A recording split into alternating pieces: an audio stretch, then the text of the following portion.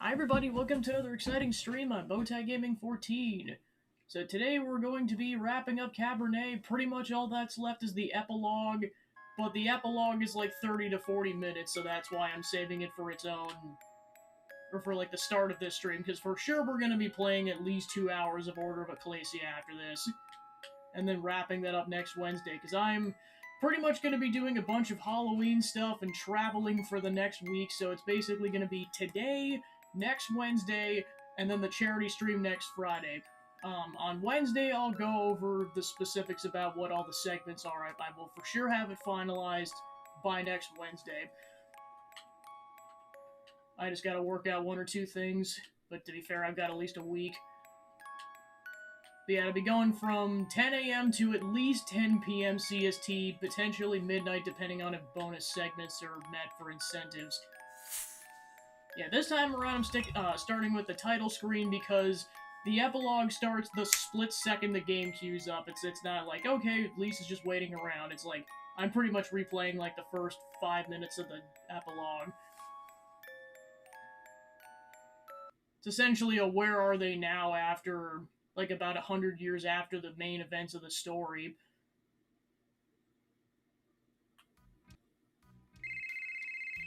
December 31st, 1999. About 100 or so years after the main events of the story. Right on the cusp of the year 2000. And a happy New Year's Eve to you too. Of course. I'll pass it on. Thank you. No, Dr. Volkov. You gave me your word, didn't you? No work talk tonight. Only holiday joy. Yes. Of course, helping vampires build a sun tolerance is a very important cause. But the research will still be there after the holidays. That's better. That's quite all right, Doctor. Speak soon. He's like, I gotta make sure my sire stays out of trouble. Himself into the grave if he could. No more work tonight. I need to take my mind off it. Among other things, what's on TV? So basically, you can wander around the apartment, but once you turn on the TV, you're locked in, and you can't explore the apartment anymore. And then right here is where you can save the game before, so you can replay the epilogue as many times as you want. My dear Anastasia, after the divorce with Evgeny, she changed her last name back to her maiden one, Anastasia Tsvetkovich. It's been almost a century, but it still feels like it was yesterday when we parted. I remember it so well. After years together, I confessed to you my true nature. You were startled, but compassionate, comforting as you always were. How I wish you had accepted my offer to turn you. But you chose a mortal life over the one I have, soulless and eternal. I, in turn, was understanding too. Besides, how would you listen to your beloved choirs within churches as a vampire? Rest in peace, my love. Okay, so that's what happens to Anastasia. She basically lives a mortal life and presumably dies, probably a decade or so before this point. 20,000 coins even, jeez.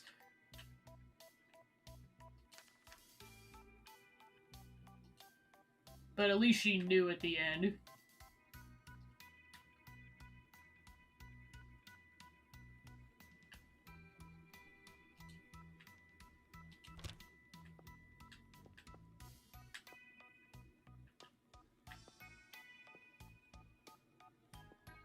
So many vampires I know seem to only listen to classical music. Nostalgia is a powerful thing, I suppose. But then again, so are electrical instruments. Which reminds me, I should book another rehearsal with the band before the holidays are over. I think we might be finally ready to record our demo. Although, the better we get, the sooner I have to leave the band. Can't get too popular and stay young over decades. Otherwise, people will catch on. Well, at least it allows me to start fresh and experiment with the sound. After all, music shouldn't get stale. My gosh, he's pulling a Lestat. That's funny. All of Anastasia's lessons weren't in vain. I'm glad I stuck with it. With a little practice, even the least gifted student would become decent in 100 years. I may have not taken it much further than that, but I'm proud to say that many a guest has been entertained with this particular instrument.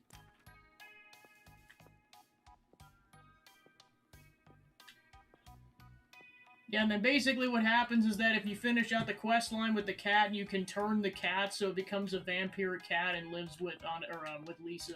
An appraiser friend of mine recently looked at this painting. Turns out, over the decades, it appreciated in value and is now worth a small fortune. Don't think I'll ever sell it, though. Means too much to me. I heard vampires get quite attached to their possessions as they get older. Guess I'm not immune to that. Well, yeah, because I know she's at least 130 by this point.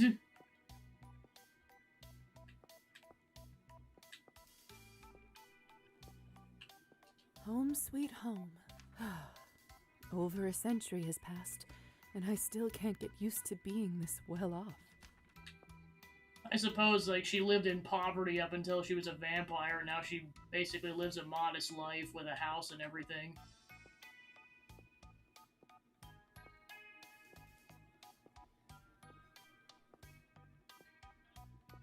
Alright, looks like that's all we can do to explore the house, so let's turn on the TV. Well, Oksana, only a few hours left till we get to celebrate the much-anticipated year 2000.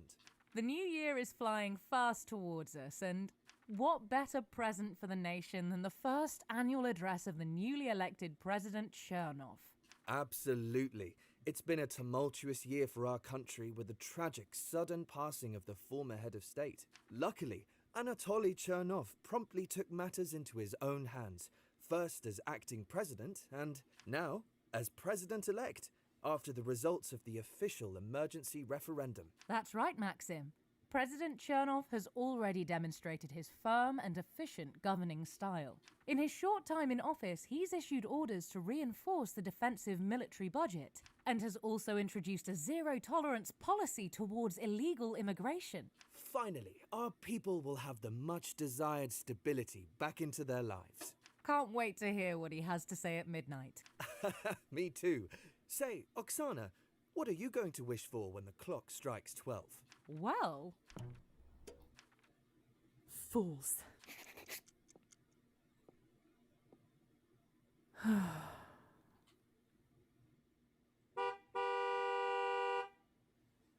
Beep, beep!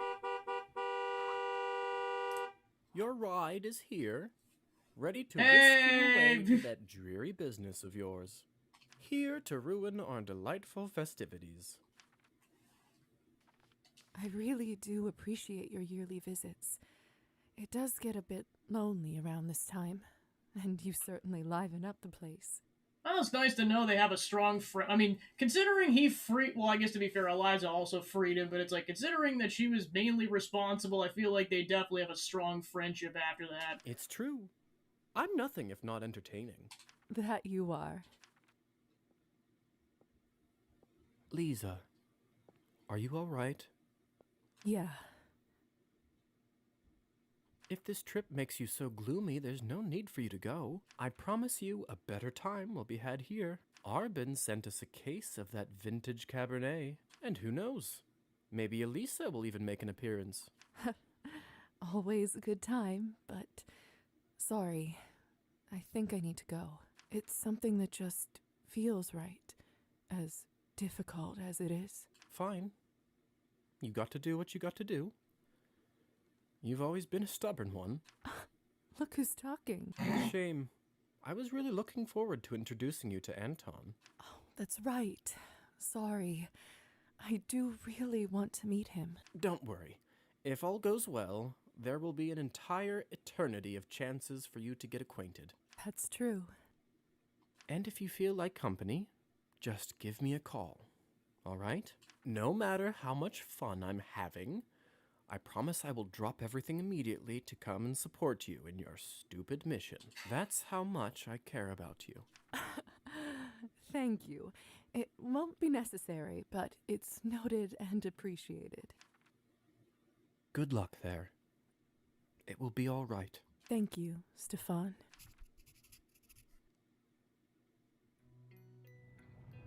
It's like, man, how far their friendship came in the, well, I guess it's been a century, but still, even the couple months they Getting knew close each other now. at the beginning of the game. So, here I am again. Good to be back. It's hard to believe the last time I set foot here was around a century ago. Vampires generally aren't allowed to stay in the same place for more than 20 years. Otherwise, people start asking questions. Small towns have surprisingly long memories, but you can usually come back once it makes sense for you to pass as your own offspring. Nowadays, they call permission to stay a vampire visa. Higher society granted me one for this town decades ago, but I just hadn't been ready until now. I'm not sure why, but I feel like I owe my old friends a visit in this new millennium, even if it is at a cemetery.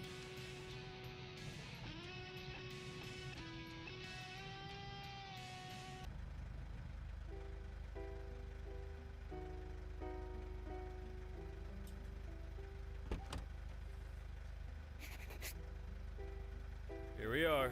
That will be 200 coins. I thought I asked you to stop by the field. Sorry, lady. No dice.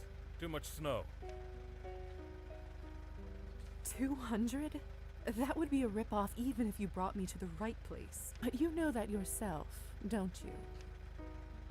Here's 120, and that's with a tip included, considering it's New Year's Eve.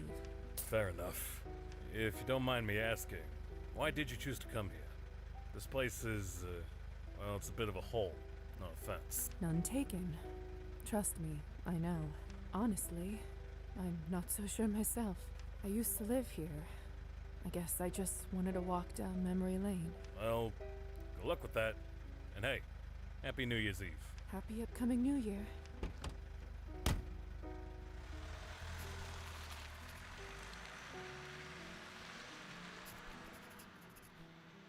Buy flowers for the cemetery. This monument was built to commemorate the brave men and women who saved dozens of lives and prevented further disaster during the town hall tragedy. That night indeed became an important one in the town's history. Due to Yvonne's bomb being defused, the rescue operation was swift and simple, and those who weren't already dead or dying all made it back home. I wish the sign mentioned Gosha by name. She was the true hero in all this. Without her, just like it says there, the outcome could have been a disaster for the ages, since so many of the horrors beneath Town Hall were vampire-related. Shortly after the rescue operation, the higher society sent a hypnotist crew, a well-trained, powerful group of vampires. Of course, there wasn't any enchantment strong enough to completely remove those memories. However, they did manage to alter them enough to convince the humans that what they saw was all standard prison torture practices. Horrible and illegal, yes, but nothing beyond the depthless depravity of mortal beings. The corpse chamber and draining floor, no more than a gruesome dream that faded with the sunrise. Yeah, so basically, if you don't have the bomb defused, a lot of people die in that incident. The infamous Saveli Skortsov, the You purportedly piece of non-corrupt crap. mayor of town, ended up being a ruthless sociopath. The fact that Gosha defused Yvonne's bomb meant two things for him. One, that the building didn't crumble on top of his own head after the explosion, meaning that he survived the night. And two, that when I took the townsfolk to help free the prisoners, he was taken by surprise and captured. As one would imagine, given Saveli's deeds, he spent the rest Well, he of was his brought to life justice, behind at bars. least. Perhaps his greatest legacy is that he became somewhat of a folklore figure.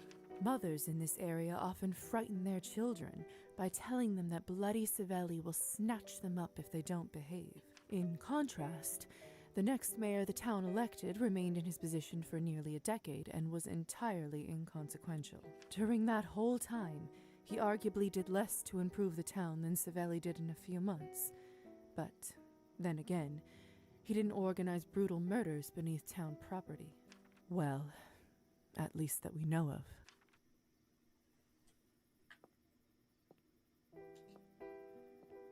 The Countess, predictably, kept adjusting with the times and growing her fortune. After the Cabernet producing facility at the town hall was destroyed, she took a loss and had to pivot.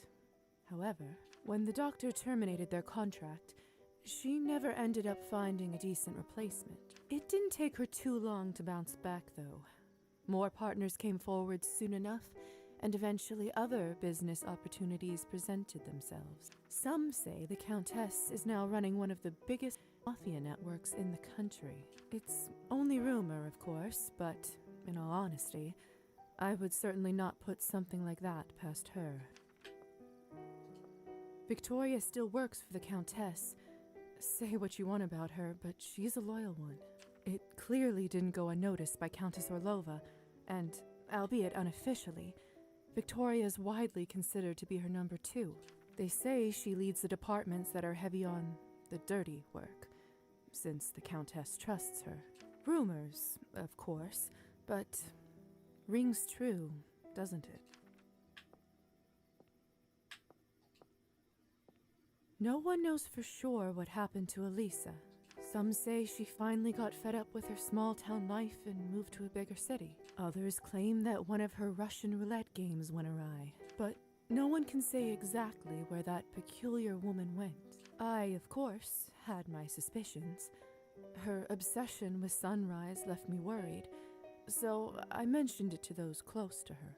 All agreed that she wouldn't want anyone else to know, and that's why the likely story of Elisa's demise spread no further. Her secret bar, of course, had to shut down without her, but it remained her legacy in certain circles for a long while. People remembered it fondly after its closure and told stories of legendary nights spent there. The tales grew with embellishments until no one knew what was true, like any good story eventually does. There were vampires who attempted to recreate Elisa's success by building their own such establishments, but no one was able to quite capture her same type of magic. Maybe at least in your next life, you will see all the sunrises your heart desires.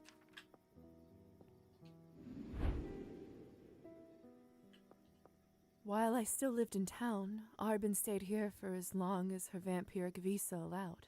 We had our fair share of adventures together, and to this day remain close friends. When she finally left, for a while she tried to maintain her establishment from afar. But alas, literary salons went out of fashion, and eventually they built a regular housing project in its place. Arbin overcame her internal struggles about siring, and ended up taking several fledglings under her wing. Unsurprisingly, each and every one of them is well and thriving. She often credits me for that, but really, she's always cared for the newly turned, just like the moment I first met her. Arbin eventually moved abroad, but still sends me a case of delicious red every year.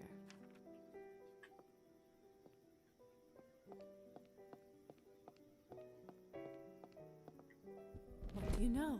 The store is still here. If you're looking for champagne, vodka, or flowers, don't bother. They're all out. Is that right? Well, why else do you think I'm still open? All the demand and no other supply. That's good business. Happy New Year's Eve. The bouquet over there, please. Flowers that can be used to honor the dead at the cemetery. Cutting it a bit late with the presents, aren't you? You'd better hurry home, or you'll miss the president's speech. Thanks, but I don't think I'll be watching this year. Not my cup of tea. What? Why not? Don't you care about your own country? See, that's the problem with your generation. You hold nothing sacred. Oh, really? And what generation do you think that is? Generation of spoiled brats. You've seen nothing, done nothing. I suppose she and still fought for looks like nothing. she's 22, so she's like, oh gosh darn it. You have all the freedom in the world, but no, you just complain and demand more. Show some respect and be grateful for once. Are you finished? Listen, I'm not who you think I am, but I don't expect you to understand that. Mark my words. I've seen this happen to our country time and time again. At this point, I feel it in my bones. Like how some with arthritis can feel rain coming. I suppose by this point she's lived through both World Wars and the Cold War. What are you babbling about, girl? Every time there was hope, a person like that man came to crush it. No one has found a way to break the cycle yet. So, of course, I've come to not expect much. All I'm asking is, think. Think and care about your fellow man. Then, make your own choices. How much have you had to drink? Enough for a lifetime. Trust me. Happy upcoming New Year. He's like, I am twice your age, old man. It's moments like these that I regret making fun of the hussar for smoking. Are you all right, dear? Hope you don't mind me asking. You look out of sorts. Yes. Yes, I am. Thank you. Do you have a place to go tonight? It's New Year's Eve, after all. No good being by yourself. Thank you. I do have some old friends I'm visiting. Oh, that's lovely. Just lovely. You know, I overheard what you were saying back there. Did I get carried away? Goodness, no. I would have said the exact same thing. I was just like you when I was younger. Didn't let anyone walk over me. I'm not as young as I look. Let's talk again in 50 years, dear. See who's right about this. Sounds good. That Chernov, though, he's trouble, isn't he? Yeah. Just as we managed to turn this rusty ship around, they're pulling the wheel again. Still, all this time, I never lost hope. Not once. And you shouldn't either, dear. Thank you. I think I needed to hear that today. You know, you remind me of an old friend of mine. Friends, of course. Sorry for keeping you, dear. Your friends are probably wondering where you are. Don't worry, they're quite a patient bunch nowadays. Do you need any help carrying your bag? Oh, no, bless you, dear. I live just around the corner. Really? In the old apartment building? That's the one. My great-aunt used to own it before the revolution, and I inherited it. I'm very lucky. So Faina's her great aunt. It's apartment number 1. Stop by for a cup of tea sometime if you feel lonely. Have a wonderful year, dear. Thank you. And you. Well, what do you know?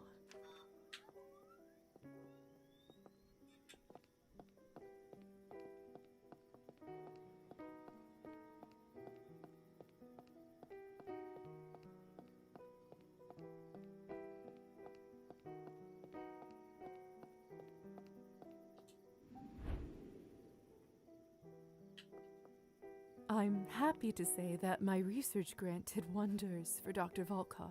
With his newfound financial independence, his blood addiction subsided, and soon enough his own research was back on track.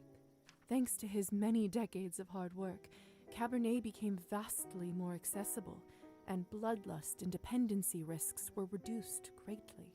I can't imagine how many lives have been saved, humans and vampires alike. Of course, not everyone in the vampiric world took to the new formula. Many claim it tastes inferior and keep to the old methods. Perhaps I'm being optimistic, but I still hope that it will become the new norm in the next century or so. As for the doctor himself, he, of course, didn't stop there. Currently, he is working on a solution that will allow vampires to withstand sunrise. Imagine that. Sounds like a fairy tale to me, but knowing the doctor, honestly, I'm betting that he'll get there one day. I just hope he doesn't exhaust himself to his final death in the process. Yeah, and then just looking at it, it's like, yeah, technically I think she took his code at some point as a memento. That's cool.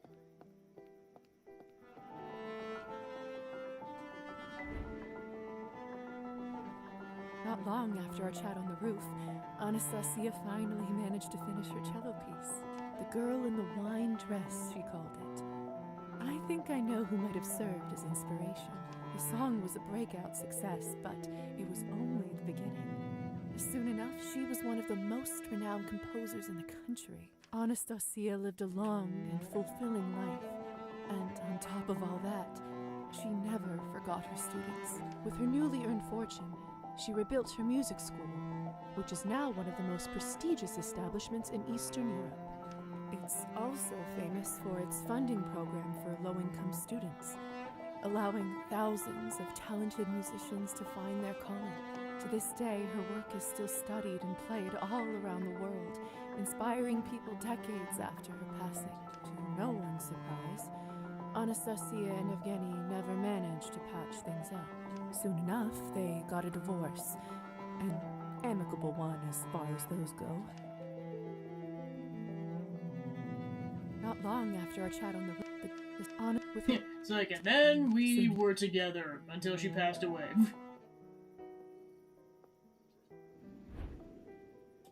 Out of all my victims over the years, Kirill perhaps deserved it the most. Still, was it necessary to kill him?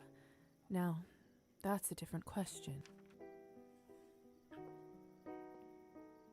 He kinda deserved it.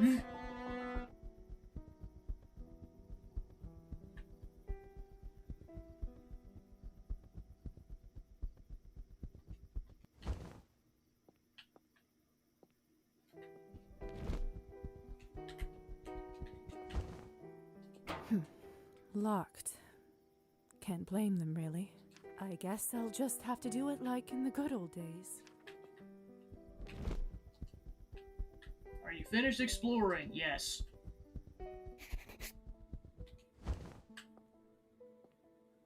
Alright, now time to visit our departed friends at the graveyard. After the tragic night of the duel, Evgeny left town, never to return. I was impressed by the thoroughness with which he erased all traces of his existence. Needless to say, he never published another book, at least under his real name. Some rumors say he drank himself to death, others that he left to start a new life in the West. Personally, I truly hope he found a way to forgive himself.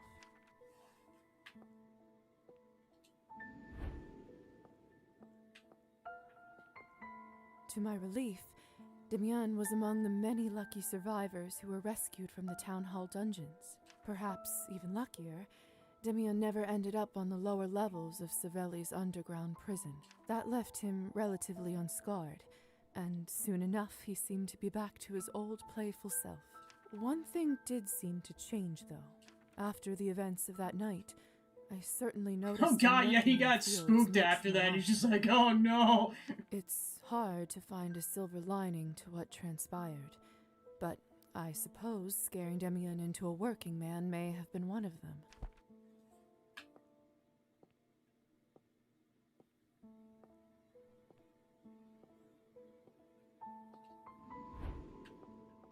Ah, sweet Roman.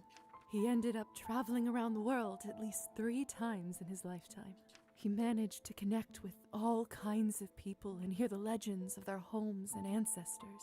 It wasn't just for his pleasure either.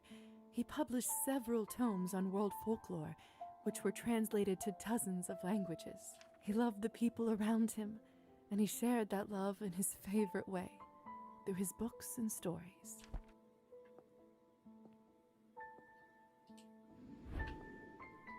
Gosha proved herself a true hero by disarming a bomb prior to Gosha, the you're the attack real on Town goat Hall. of this playthrough. Many assumed that after Ivan, their golden-throated leader, went to prison, the local revolutionary cause would fall apart. But Yet again, brave Gosha came to the rescue.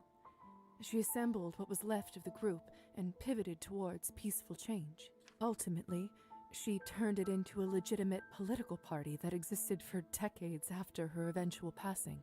During the years she led the movement, she helped steer the country away from many a tragedy, although, of course, plenty couldn't be avoided.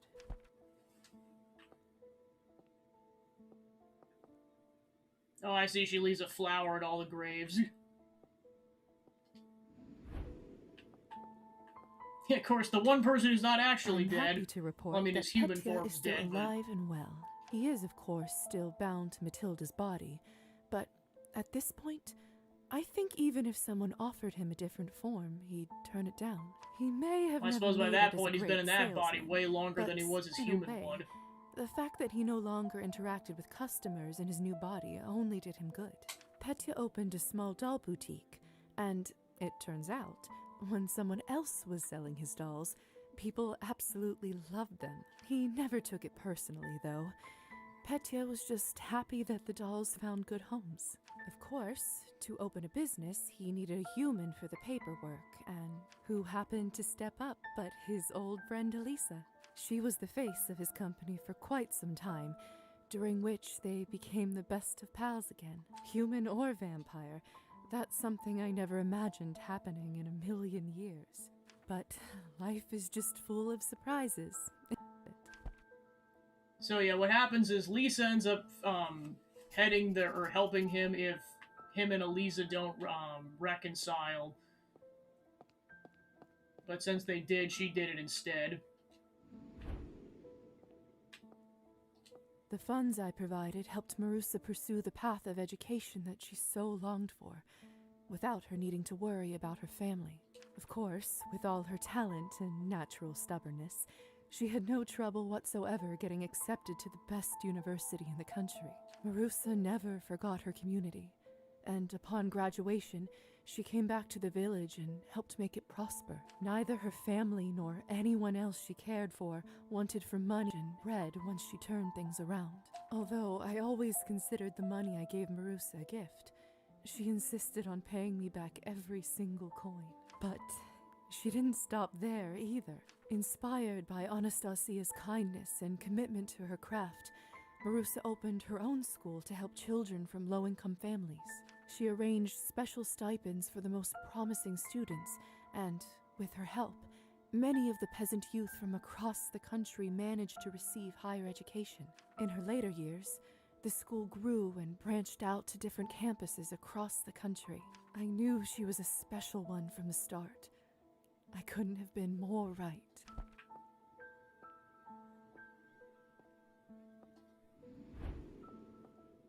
I did end up keeping my promise to Trophime and gave him enough money to end his servitude to the Countess and start anew.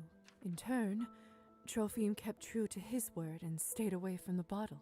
He wasn't lying about his fisherman skills either. With the seed money I gave him, he managed to start a quite successful fishing stand at the town market. From what I can remember, he ended up living a long and happy life doing something he loved. Should we all be so lucky?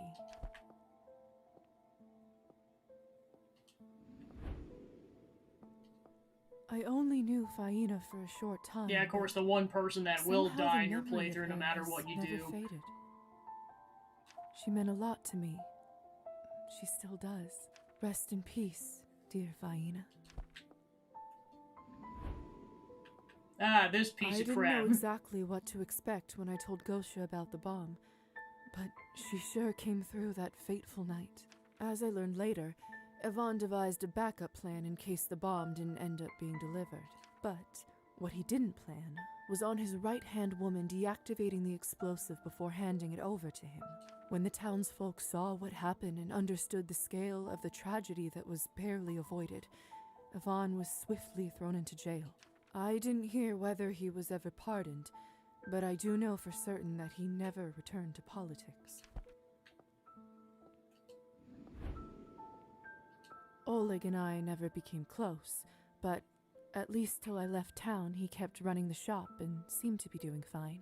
Although, I'm sure he would have preferred to keep his hand. I always felt a sense of gratitude in him for sparing him. In retrospect, I think I'm glad I didn't end up taking a life for an old grudge, albeit a very heavy one. I wonder if the Rusalka is still out there somewhere. Did she ever forgive him?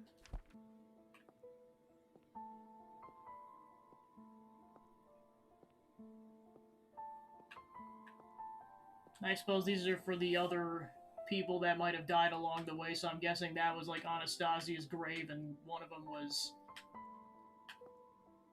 I know I keep wanting to call him Krillin. I know his name's not Krillin. Yeah, I'm assuming it was their graves. And then the final stretch talks about Lisa's family.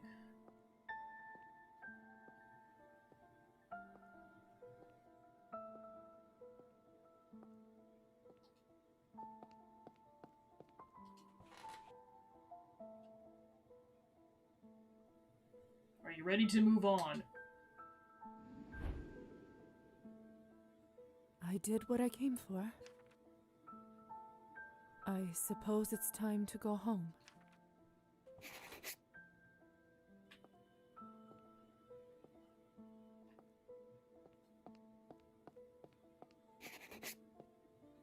Oh! Huh. Strange.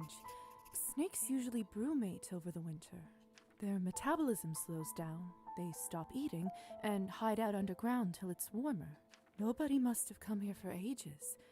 I bet I scared it out of its hiding spot. Slithering back to the shadows. How the mighty have fallen.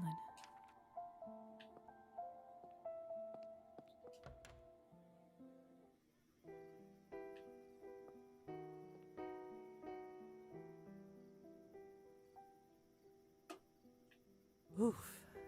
The church sure has seen better days. What does the sign say?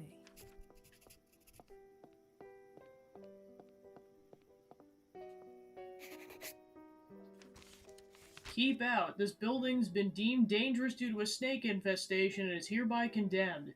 Demolition of the structure and consequent building of a public swimming pool is planned to begin this spring. Department of Health.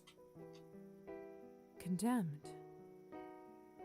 Wait a minute. So, it's not technically a church anymore, and I don't need an invitation.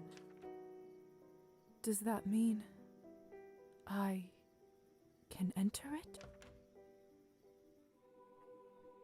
Finally going into the church. Wow. It's been over a century since I've been inside a church.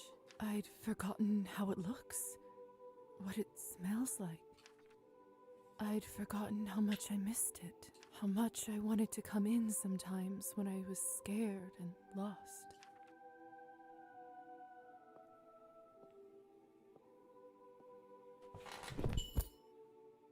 Oh, damn it.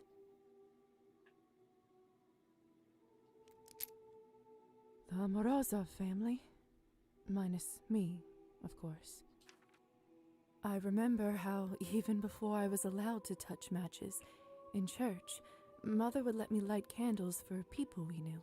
I loved doing it, partly because of the excitement of the dangerous forbidden flame, but it was also more than that. Even before I knew what it meant, it felt important. Why don't I light some candles now? I may not get another chance. Light candles for your family. I should get the candles first.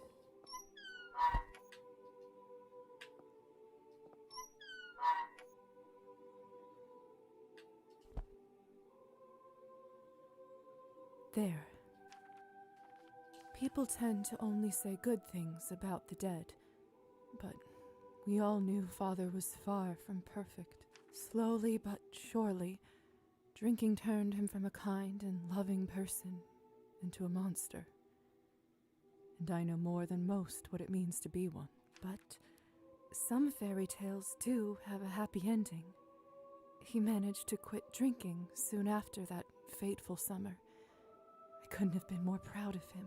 I suppose it probably depended on what Colia told him, and basically he basically ripped his dad a new butthole. He's just like, okay, you need to quit drinking ASAP, so it actually got him to snap out of it. I might be giving us too much credit, but I feel like Colia and I might have had something to do with it. Mom stuck with him through the rough months.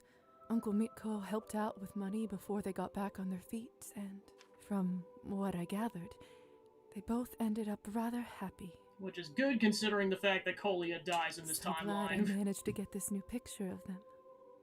Oh yeah. Because it's like, if he's dead, basically it's just the mother.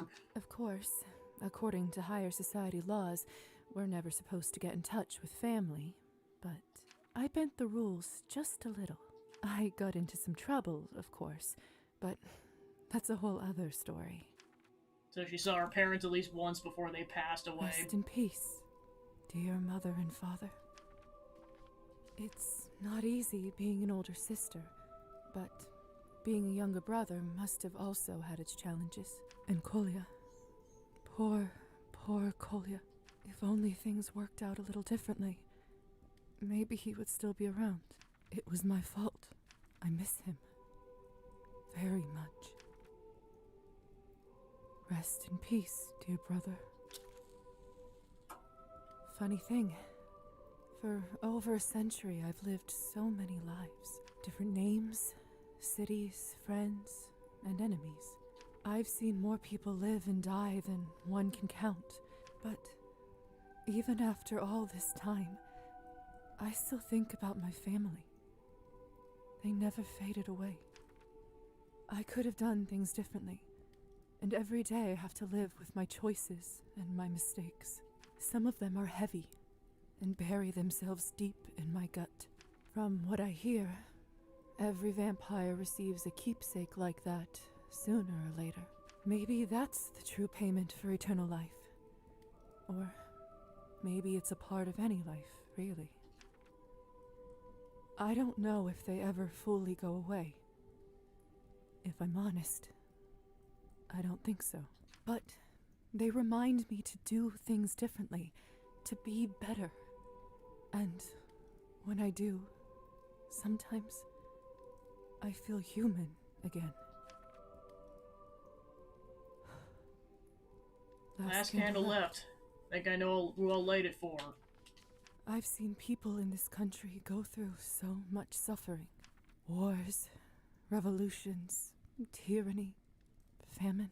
So much has happened, and yet so little has changed.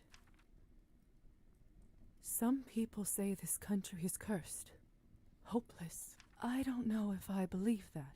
I've seen fates crushed by a short sentence. I've seen lives saved by a simple embrace. No matter what they say, a person's choice can make a difference. So you might as well do your best. Who knows? Maybe one day we'll all make enough of the good ones. And for now, there is hope. Demons may be hereditary, but we are in charge of them. 5, 4, 3, 2, 1. Happy New Year!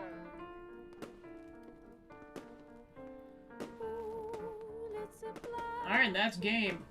Yeah, it's definitely got an interesting story. I definitely recommend people check this out. Like, it's definitely like a story-driven, investigative, kind of a point-click kind of a game, but it's definitely got an interesting... It's definitely, I would argue, at least T for teen, if not M for mature, because there's definitely blood and gore in that a decent amount, like, especially when you find the murder dungeon, like, holy crap.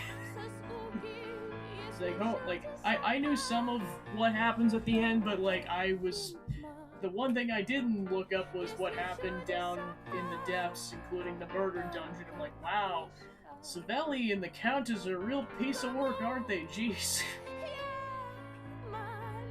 Yeah, and of course, if you don't defuse the bomb, Savelli never gets charged for his crimes, and I'm just like, yeah, this was definitely the better ending.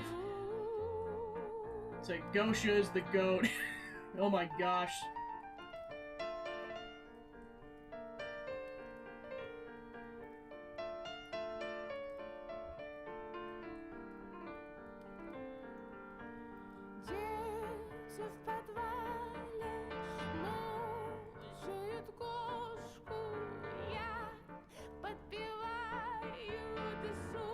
Yeah, I'll definitely have to play this game on my own at some point and kind of see if I can get the other endings and stuff, because there are other endings kind of towards the end of the game, and plus you can, like, change the outcome of various scenarios, and then, of course, having nihilism allows you to explore other aspects of the game, because that was practically as much of a pacifist route as it could have been, apart from a couple of deaths, but ends the breaks with a blind playthrough. Yeah, once the credits are done, that'll be wrapped up, and then I'm gonna go ahead and change it over to Order of Ecclesia, where basically our goal is gonna be to get as far into Dracula's castle as possible. I do not expect to beat that game tonight. It's based on what I've seen, it's gonna be at least 3 or 4 hours, so that'll get likely wrapped up next Wednesday.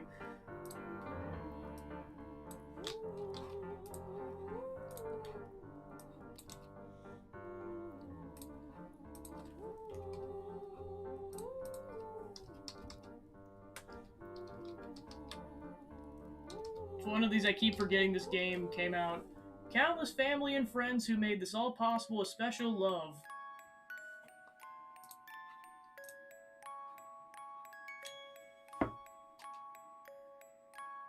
Alright.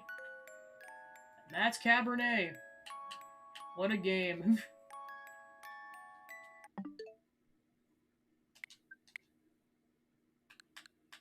Alright, on to Order of Ecclesia. So my plan will be, like I said, to try to get as far into this as possible tonight, and then, if possible, I will try to level and money grind over the weekend so that I can just beat Dracula's butt next time. Hopefully it won't be as difficult as Portrait of Ruin's final boss, but we'll see.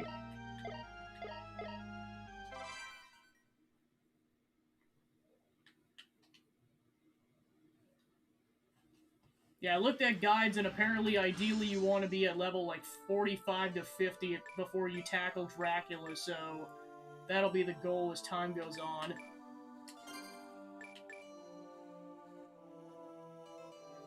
Yeah, to put into perspective of how much of the game is Dracula's castle, we've only done 61% of the game. Or that might just be the library, we'll see. So yeah, Dracula's castle is the entire map, so we've got a whole lot of game left.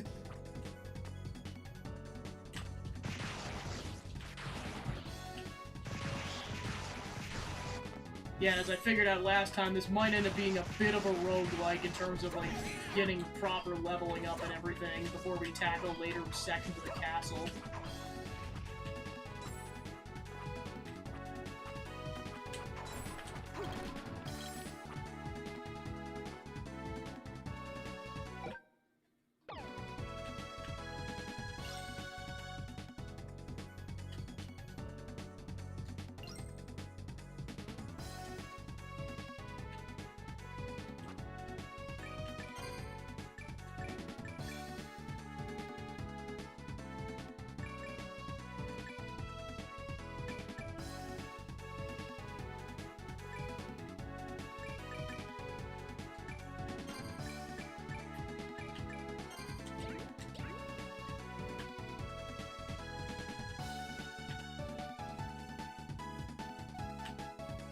Yeah, and I think we can go down there now eventually, so I'll go down there if I can somehow get further past this part of the castle.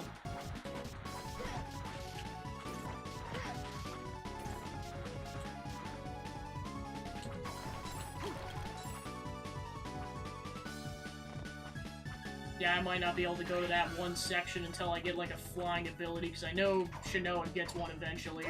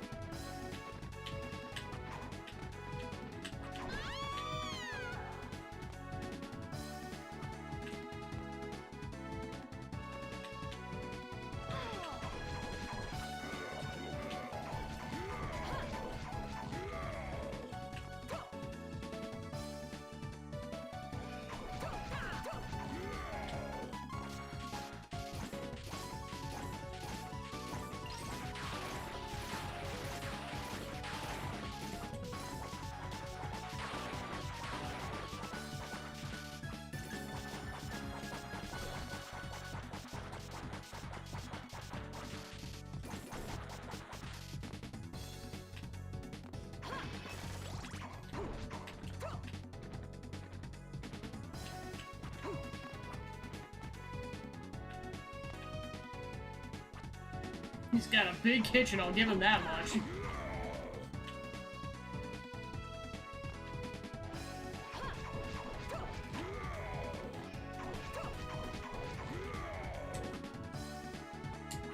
Yeah, one thing I forgot to mention about the charity stream is that since I pretty much finished up Billy the Wizard last year, I'm basically doing a new incentive game where instead if we hit the donation goal, I'm going to be playing at least one, if not potentially 2 hours of Castlevania 64 on the N64.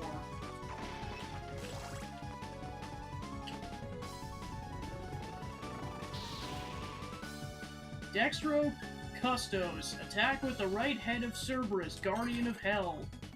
The glyph is resonating with something. Could there be another one?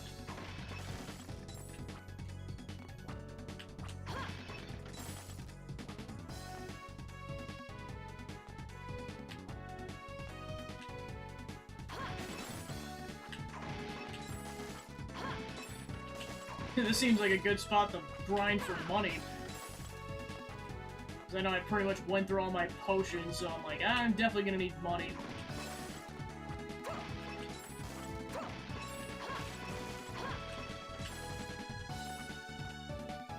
Oh, right, I forgot.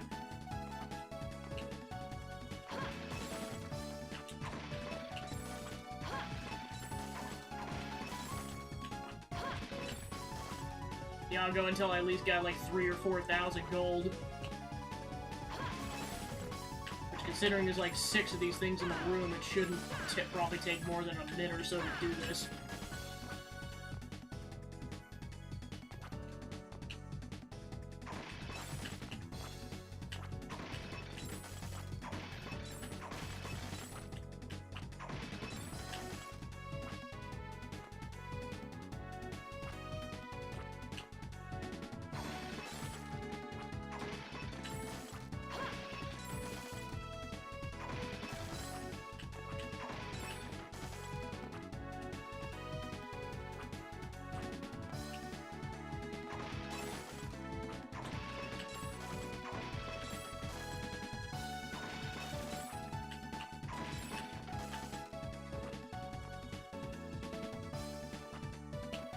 Screw it, I'll just go for 5,000.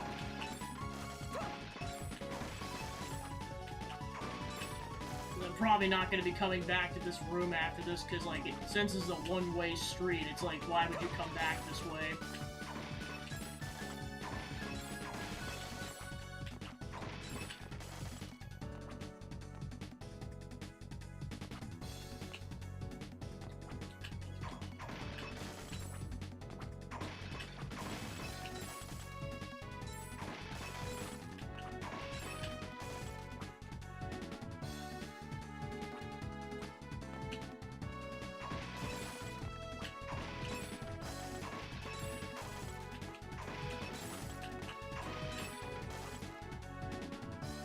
Alright, let's go back to the village.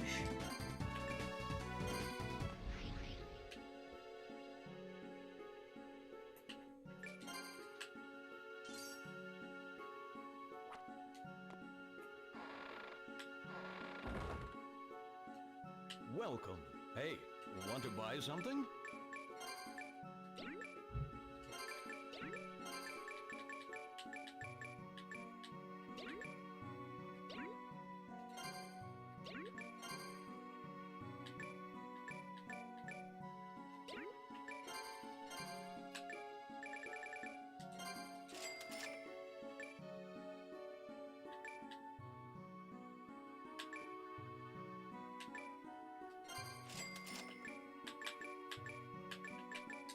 Just because I have a feeling we're going to be coming back here a lot, because essentially this game is like a roguelike until you're strong enough. This is really the only shop, so it's like, yeah, we're probably going to be coming back here a lot. Just kind of interesting finding out that, like, literally all these people are descended from the Belmonts. I'm like, yeah, I suppose they had all their sub-families, just no one in this village can wield the whip is all.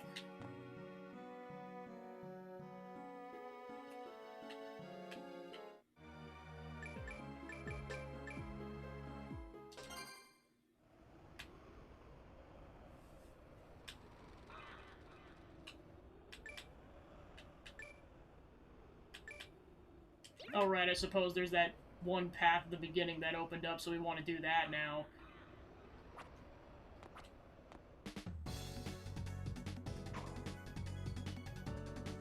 Dracula's like, how long are you gonna take, Shinoa? All night, old man. All night.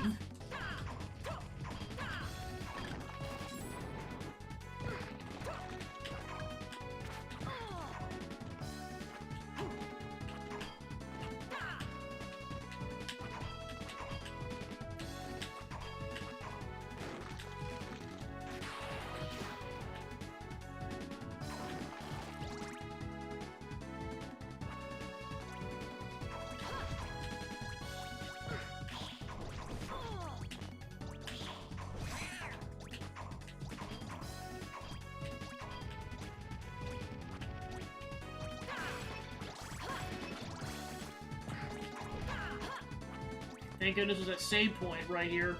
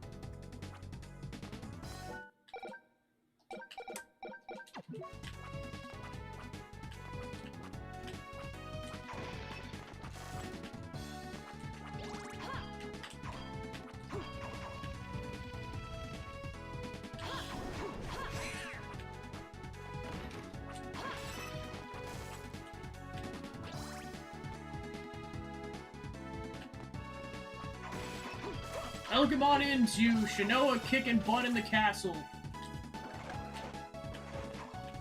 Against an endless horde of zombies. Trying to avoid these things because I'm pretty sure they either cause poison or curse. I forget which one. Either way, it's annoying. Oh yeah, I forgot they dropped spoiled milk. Ugh. Nope.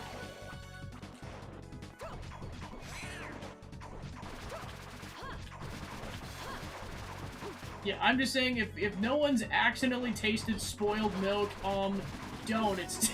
It's awful. The only time it's ever happened to me was very unintentionally. It was, oh gosh, it was a mimic. It was a mimic. It was a mimic! No! No! No! Okay, cool. It's like, guess reminder to me that those still exist in this game.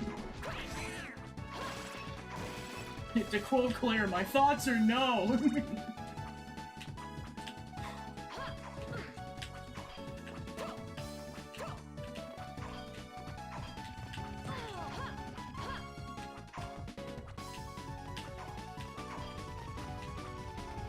Oh yeah, the spoiled milk. So, this was back when I was in high school. I basically had a carton of milk like you get in the lunchroom. The milk wasn't supposed to expire for a couple of weeks, so naturally I drank it. It must have gotten left out or something because, oh my gosh, the second I consumed that, it was rancid. I had to go purge it immediately. Like, it was so bad.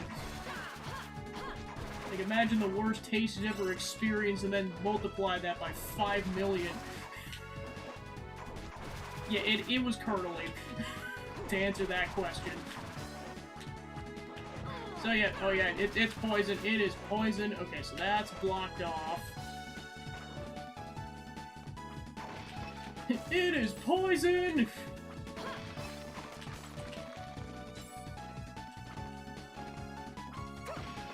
So that's why whenever something comes up that's anything spoiled milk related, I'm just like, I have a visceral reaction. I'm just like, oh, I remember that. Holy faye.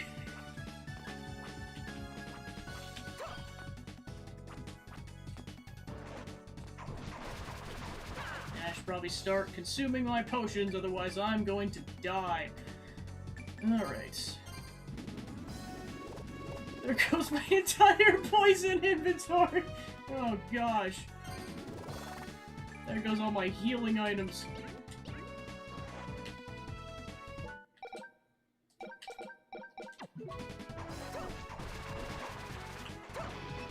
They cost so much money and they only do that much healing. Really hoping there's a healing glyph at some point, otherwise, oh no.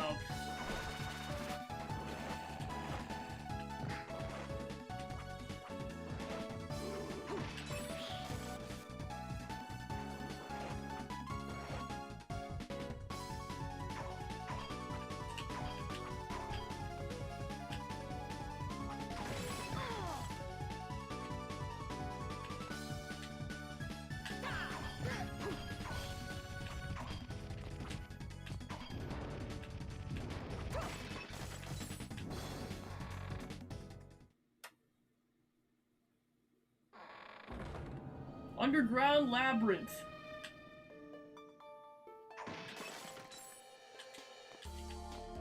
Speaking of murder dungeons,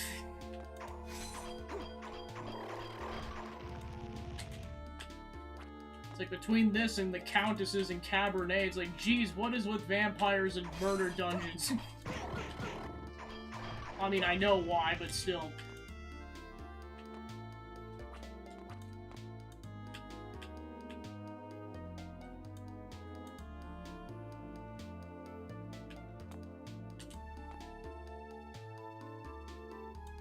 I was not expecting it to be this lit up in here.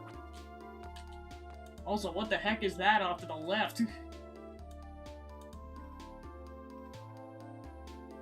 Okay, it's just a soldier.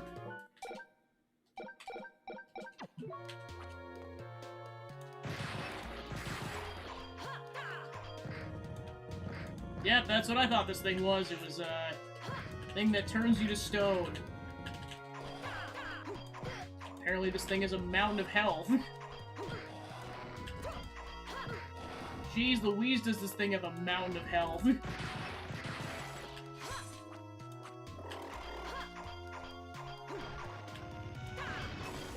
Well, I finally killed one of them, jeez.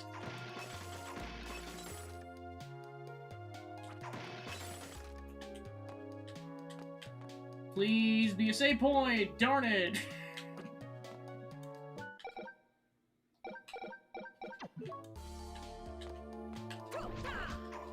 At this point, this is just scoping the lay of the land out to see where his potential save point is located.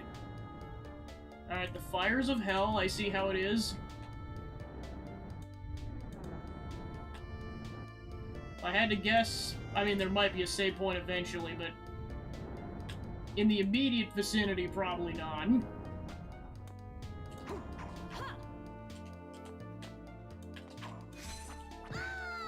Of course, I gotta be careful because I'm pretty much at a one-hit KO at this point.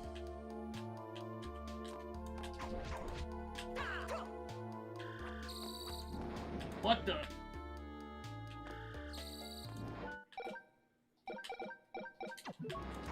Shinoa and the quest to find healing items. Well, healing items and a save point.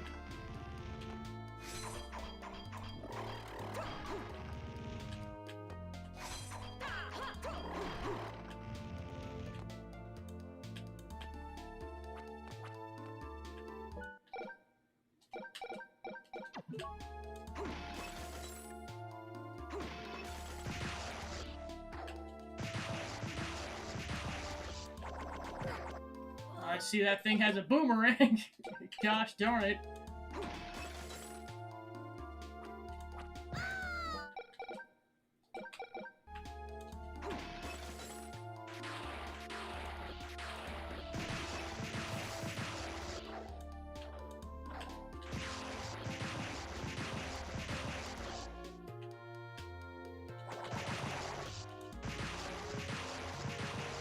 Oh, there's two of them, crap.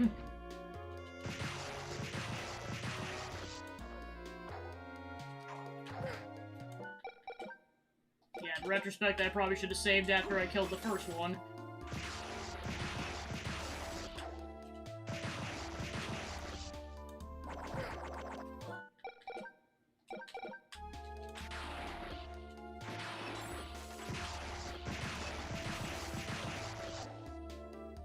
It's like, where's the save point?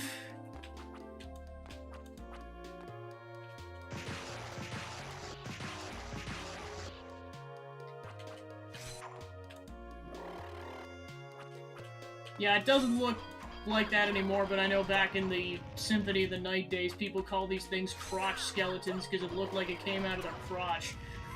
It's like, now, with this you can tell it's more like it's coming, well, you could still probably interpret it that way, let's be honest. But it's like upper on their body comparatively, so it doesn't look as questionable.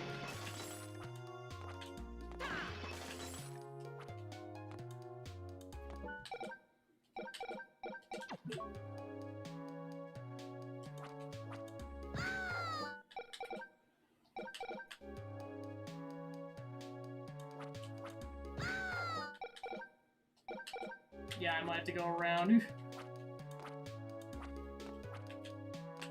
Never mind, I forgot those things were there. I'm literally between a rock and a hard place here.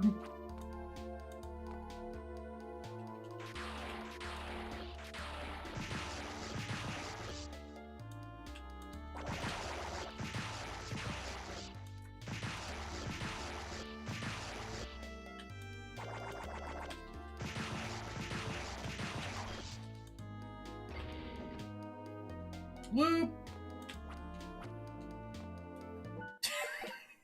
Well, that was very short-lived.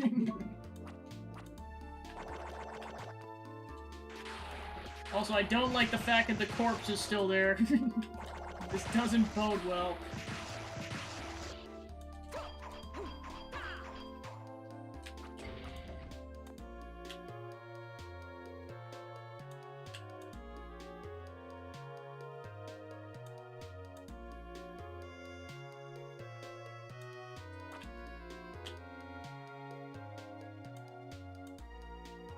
That is a long stretch without a save point, jeez.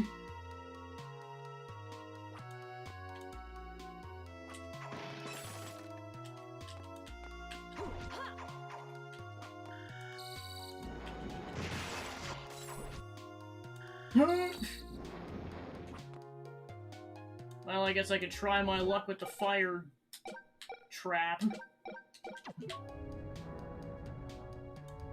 Worst case scenario, I can always go back whenever I want.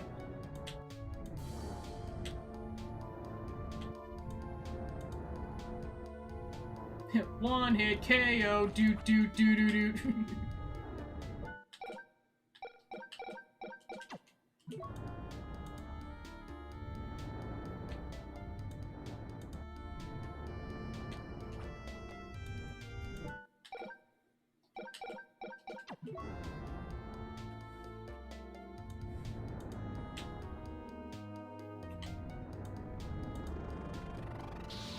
Creates pillars of fire. Oh, that was worth it. Cool.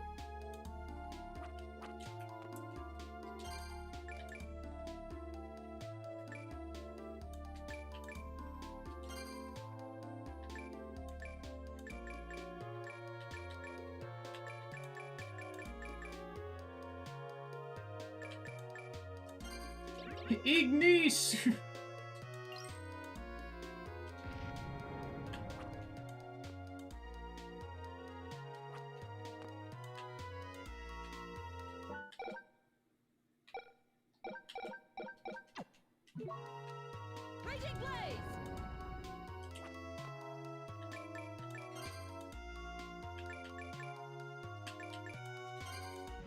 Yeah, I cut my losses on that run. I'm like, yeah, before I perma-dive.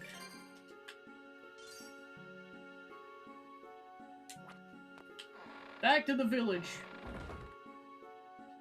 Welcome. Hey, want to buy something? Alright, take the spoiled milk. I don't want to see anymore.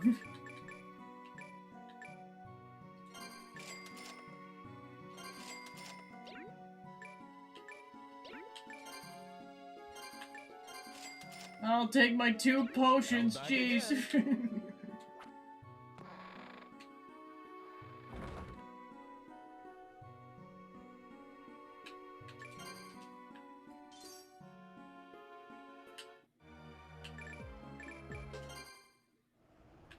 Alright, time to get to that point with, well, at least to the from the save point to there without taking damage or minimal damage.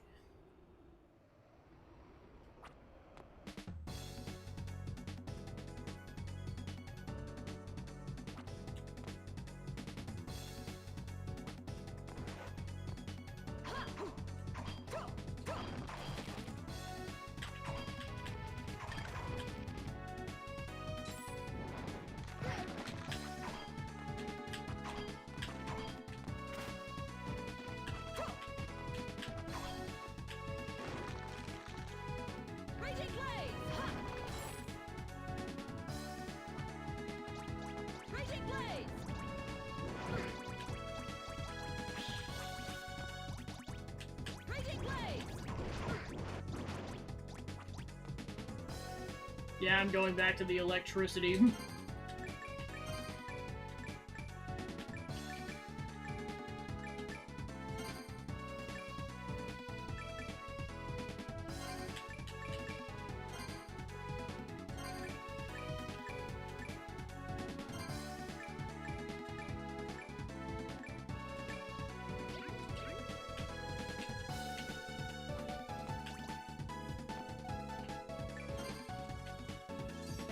Alright, here we go. Now to somehow get through this without taking minimal to no damage.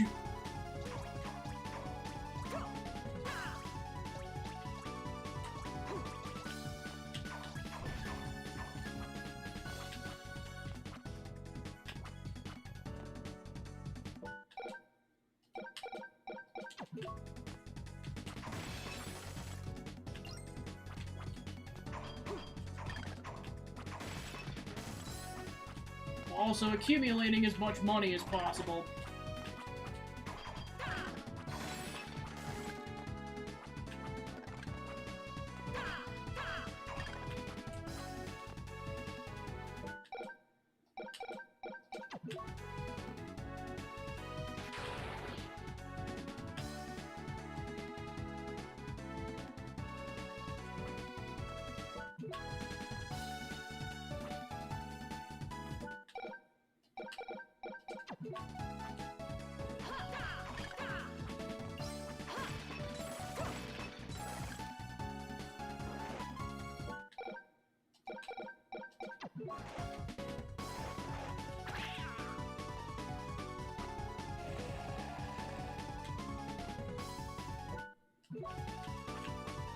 Let me restart the room. There we go.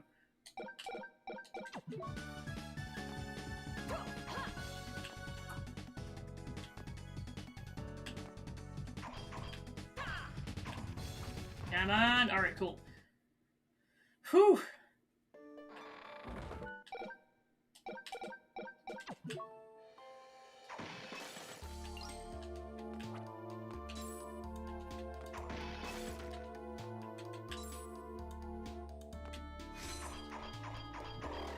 Whoop.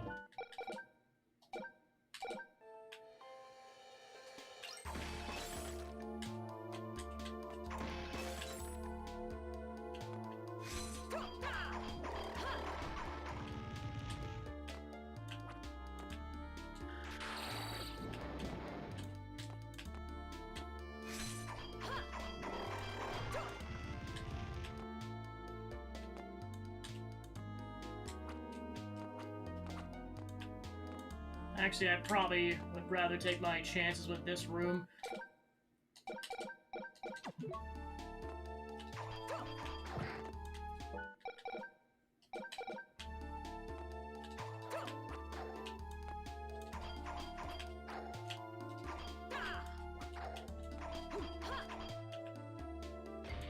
Alright, killed one of them.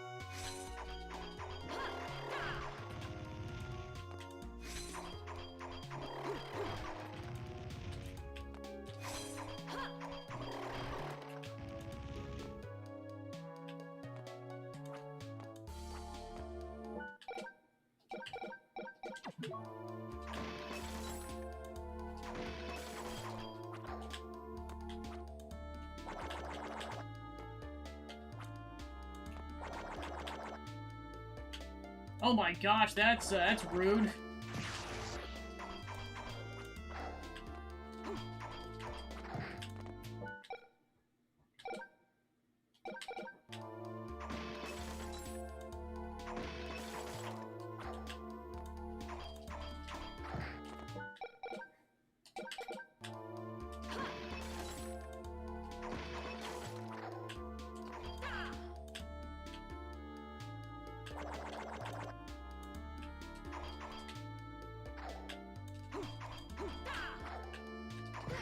Ah, darn it, I took damage anyways. Crap.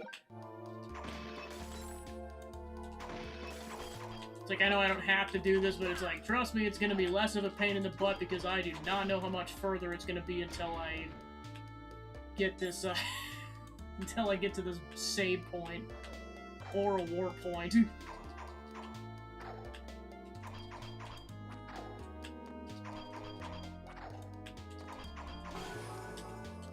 Level up!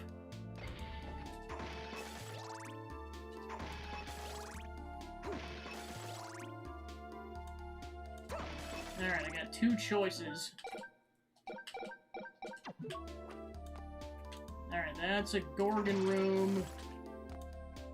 That leads to treasure. I might as well grab the treasure.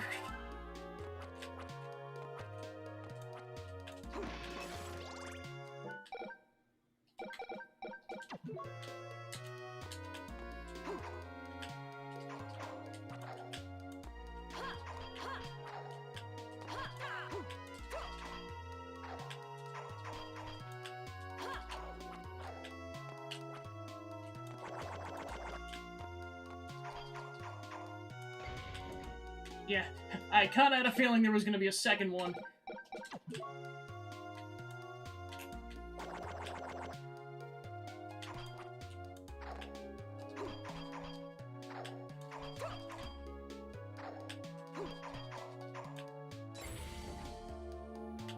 Oh, there's one of those things.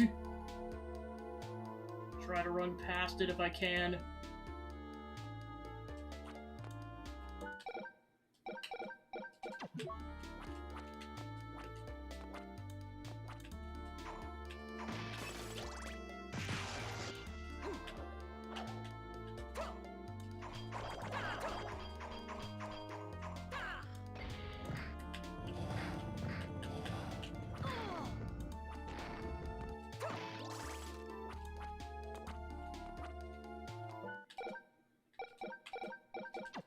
Just in case this leads to a safe, or this leads to a save point. The Mercury Boots.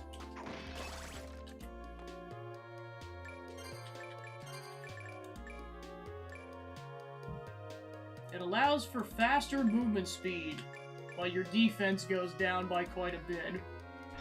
I guess how fast are we talking?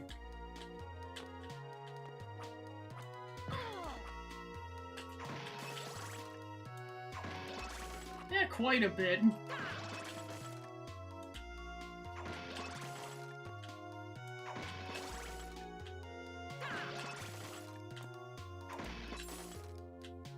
Yeah, this might be a good spot to farm for money.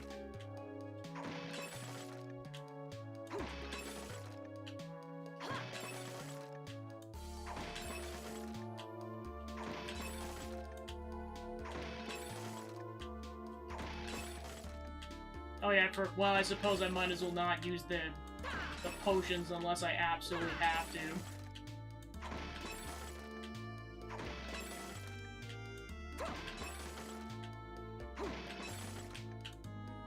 Because Sheeta's like, fight me, darn it! No!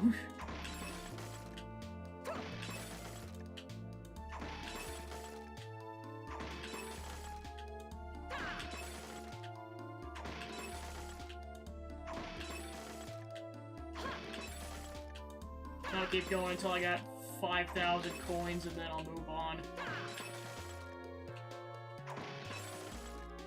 Because of course I still don't know if this is going to be the run that gets me to another save point or not.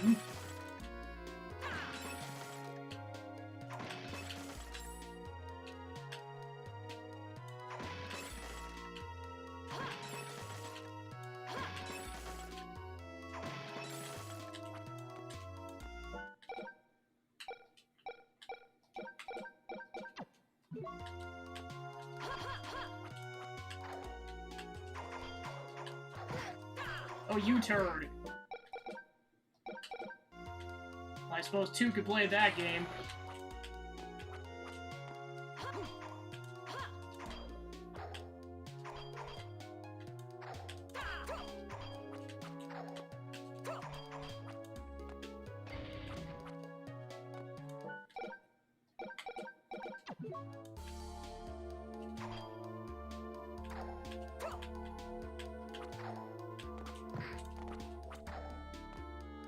Yeah, I guess I'd rather just eat the damage and move on.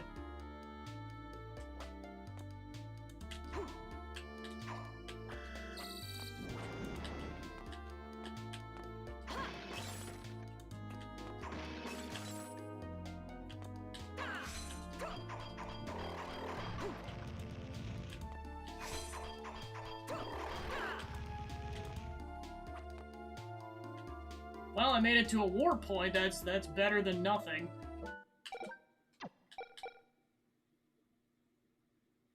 Actually, you know what? That might be what I need anyways. Might as well just go back to the village, because we can just warp back here whenever we want.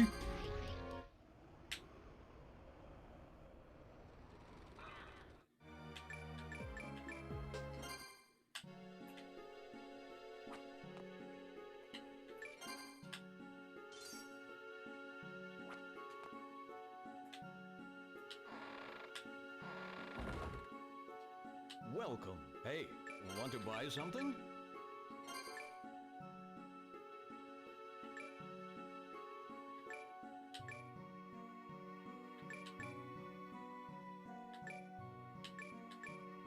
Well, I guess I'd probably rather just...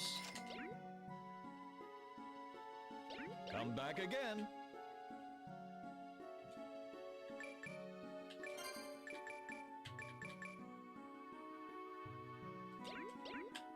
Welcome. Hey. Yeah, at least you want can't to buy sell those something? things on accident. Thank goodness for that.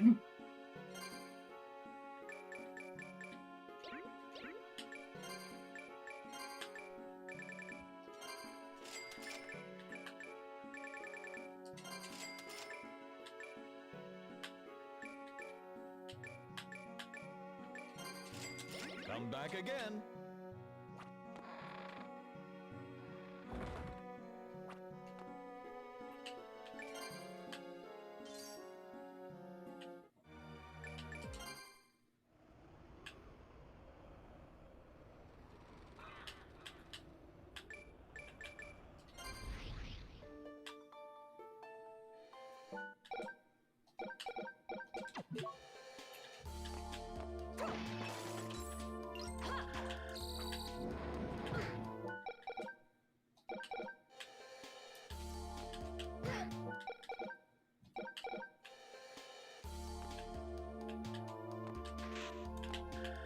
Well, that worked out.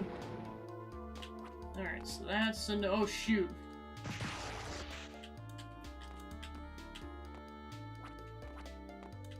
Okay, and there's the save point.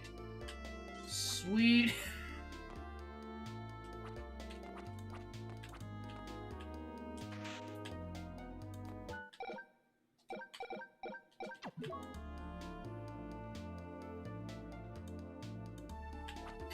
Good thing, because there's a boss right there. I will take your shadow. What the heck is that person? Blackmore.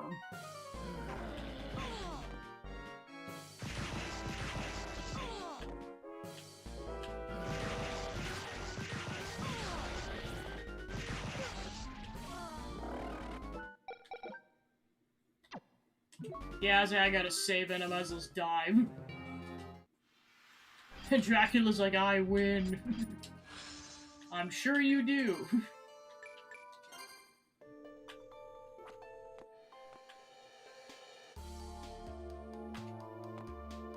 Well, I suppose now that we have that accessible, I could go back to that... well, actually, no, I can't go back to that other area, because I remember that being blocked off by some kind of a... like a clock puzzle or something. Alright, I think I needed the Cerberus components, and I don't think well, I guess I could go try, but I don't think I have all of them yet.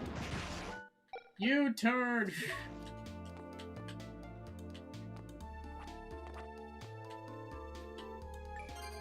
Well, I guess if nothing else, it might be a good place to go level grind.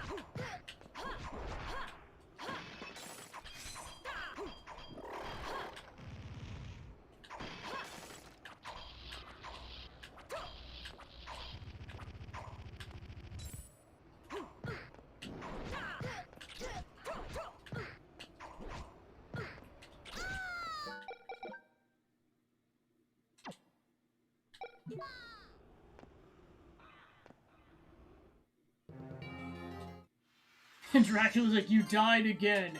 Yeah, no shit.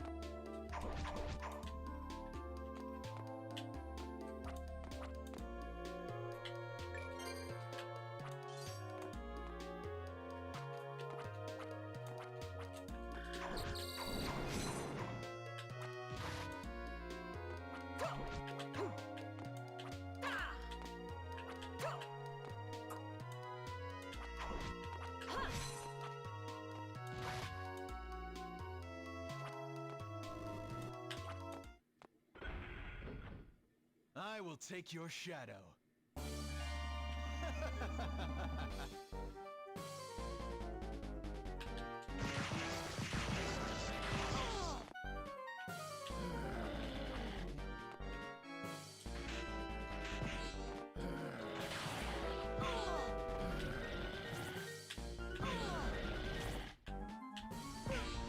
Yeah, this seems like a little bit of a difficulty spike.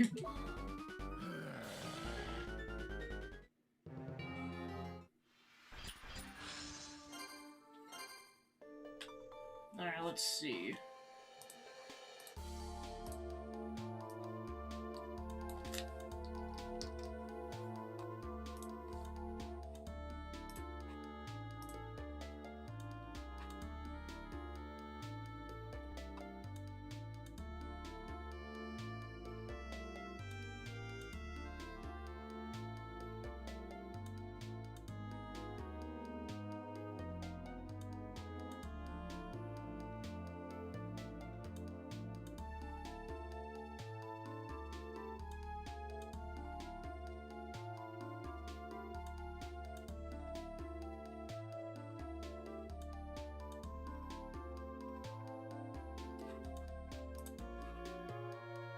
Welcome on in to Screw the Shadow Boss.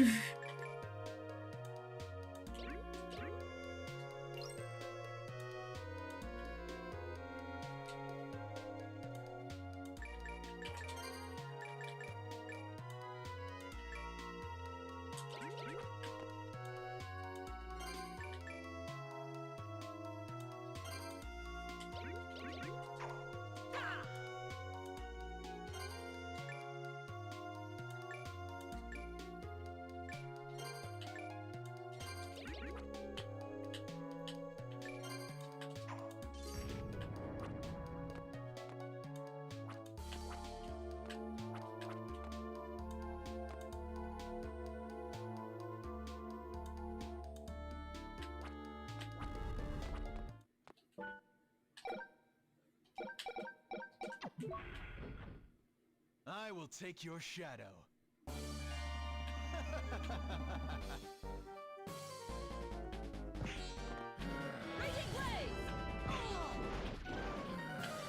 Okay, I see why people recommend this thing now. Holy moly. Still does a mountain of damage. I will take your shadow.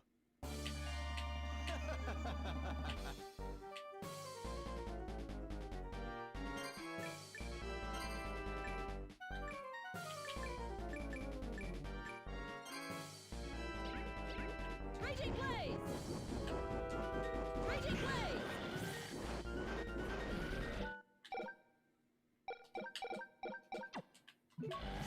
Raging Blaze!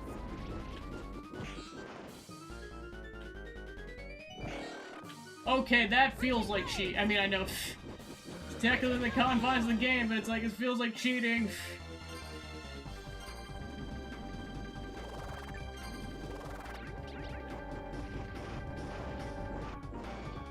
Raging Blaze! Raging Blaze!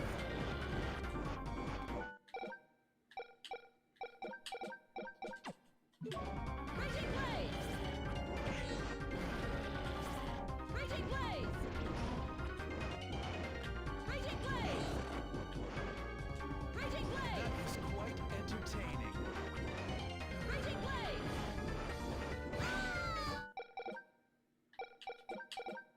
Raging Blaze!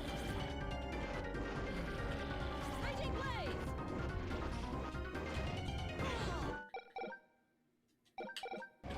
Raging Blaze! Raging Blaze! Just all of his attacks do so much damage, it's nuts. Raging Blaze!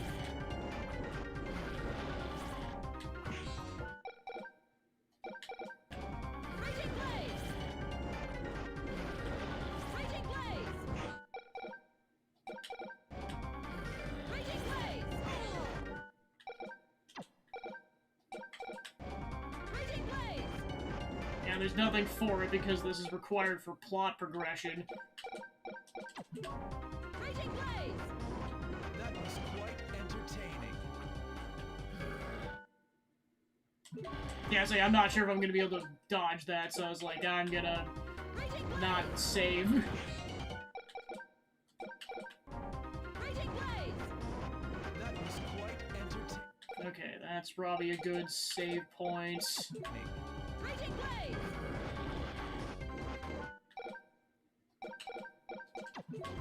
Oh, that was the- oh no, I might be locked into taking unavoidable damage. Ah, crap.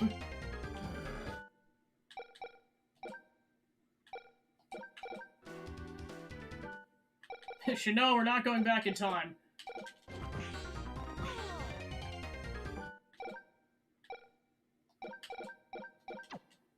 Raging Blaze!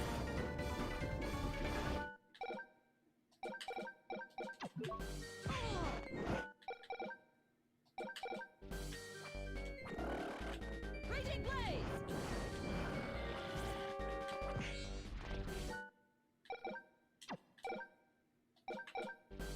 Raging Blaze!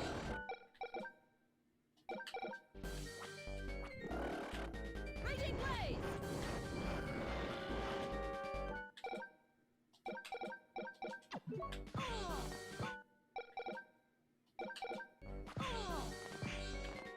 Yeah, that's gonna be many a killer of runs I see.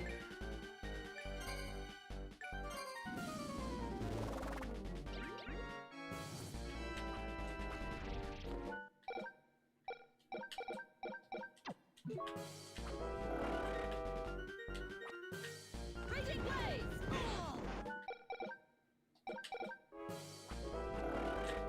Raging Blaze! Oh my gosh! Raging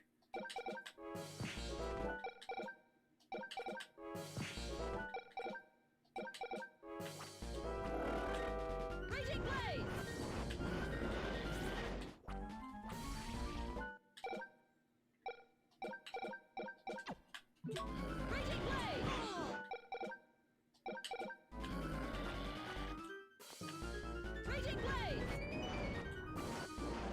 Raging Blaze! Raging Blaze! Raging Blaze! Raging Blaze! Raging Blaze!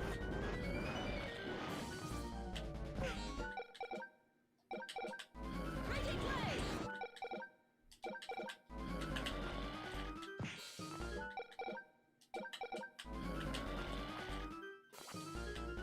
Raging Blaze!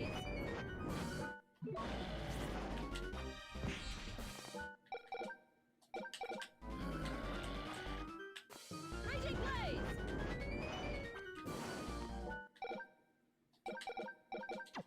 Raging Blaze!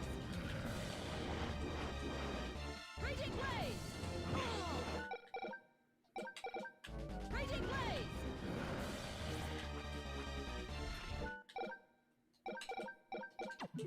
Raging Blaze! Raging Blaze!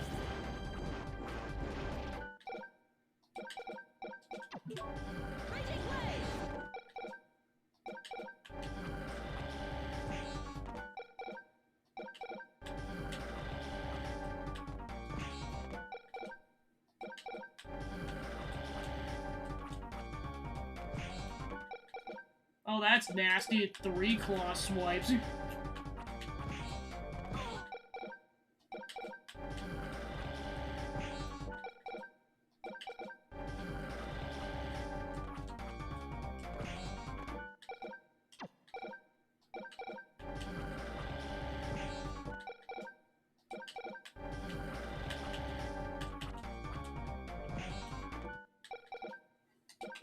Must be like one very specific jump so that you dodge all 3 claws.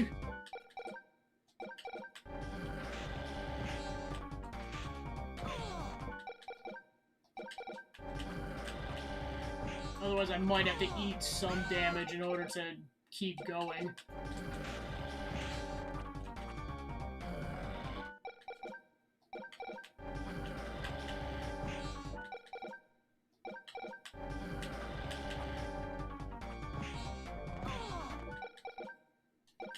Yeah, best case scenario might be just...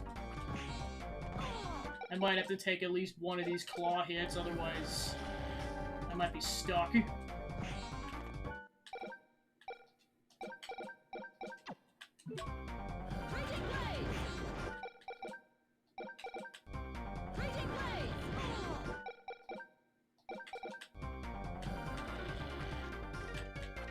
Oh my gosh! This boss is evil.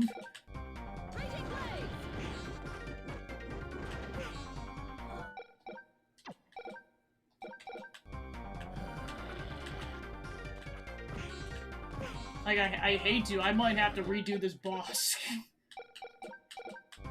Because part of it is I don't know how much health this boss has right out the gate. I think I'm completely out of healing items. Yeah.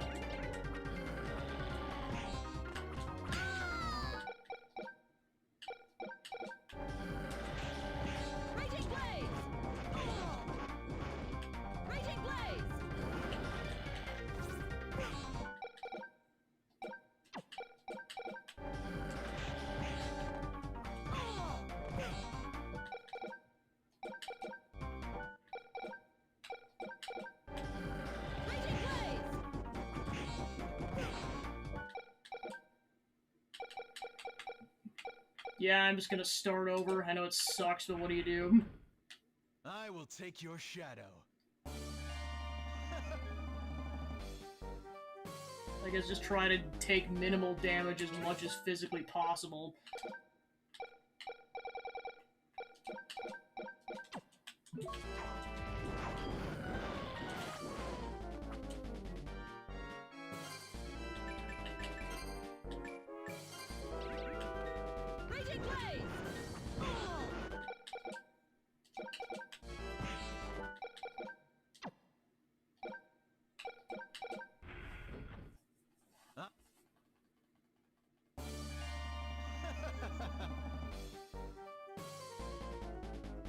Oh yeah, I guess to be fair, that's probably a good point. Figuring out how much health this boss has.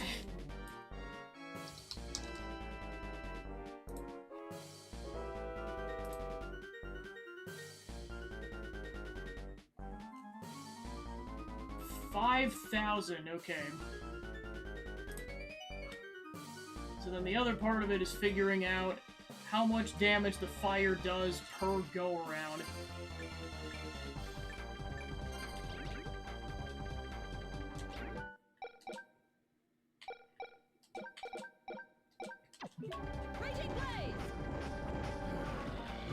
I'd say a couple hundred is probably a fair assessment on that. So I probably gotta hit this guy at least 20 times with that.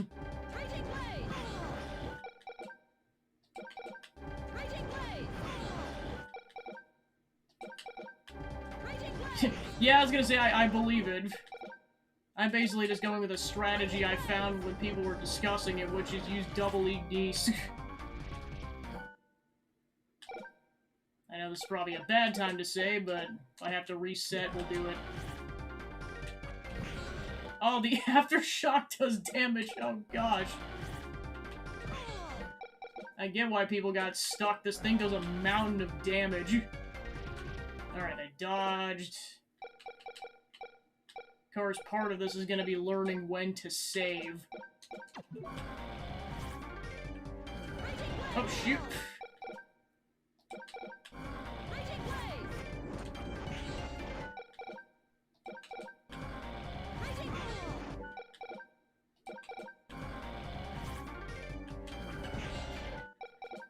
Man, that is a death trap if I've ever seen a death trap. I'm trying to even figure out if I could even possibly dodge here without... I think I'm forced to take damage in that situation. Oh my gosh. Either that or it's gonna require like a very microsecond kind of a movement. Yeah, like seriously, like... You have to wait for the flame to completely die down, otherwise you take a bunch of damage. Alright, dodge the claws. Oh shit! And then the lasers fire off at random. I mean, kind of tell when it's coming, but only barely. Again, I give people kudos to people who can play this game cold turkey without save states. Because it's difficult with save states. Then again, I know I'm not playing on an easy difficulty. Okay, good, he's not at the triple claw swipe yet. That's what makes Phase 2 difficult.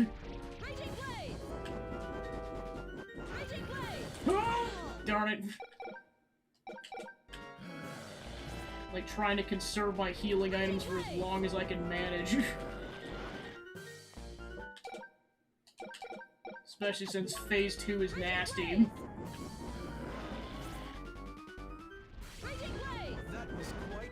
Alright, there's Phase 2.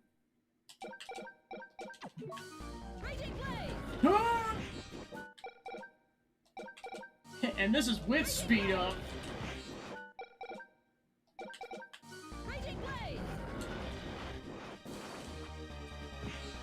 Yeah, I might just have to eat some damage. I know you could probably avoid that, but it doesn't really seem like it. I mean, not all 3 claw swipes.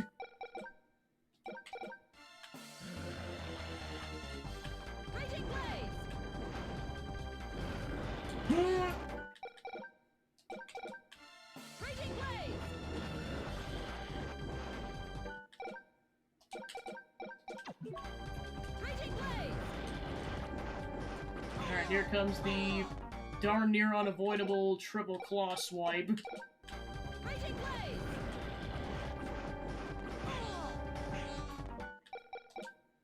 Like, I know there's a way you can probably dodge that, but it sure doesn't seem like it. Seems like best case scenario, you're gonna eat at least one of those claw swipes. Oh, shoot, laser! Which, of course, at this point is insta-kill.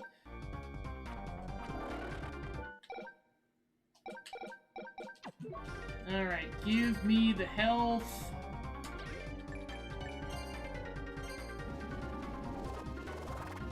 Yeah, there goes most of my potions, jeez.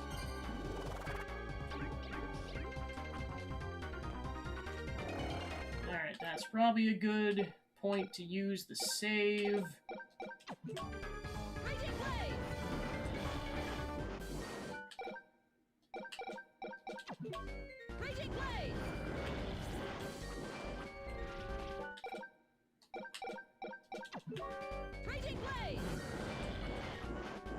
Oh, here comes the triple.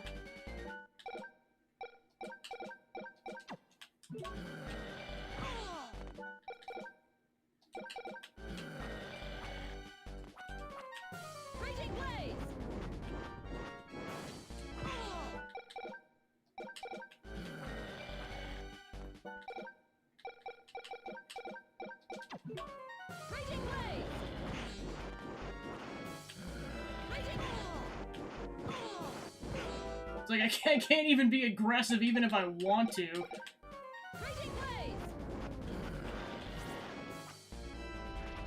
Alright. Oh, there comes the laser.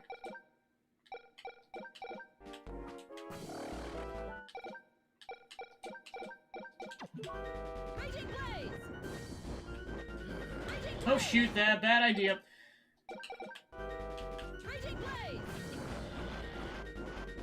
Alright, got some good damage in.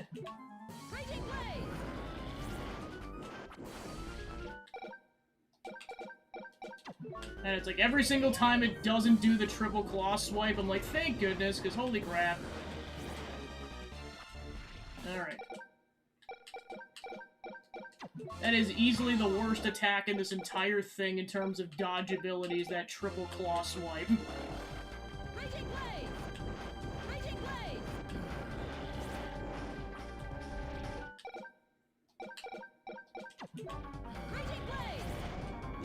Oh, darn it.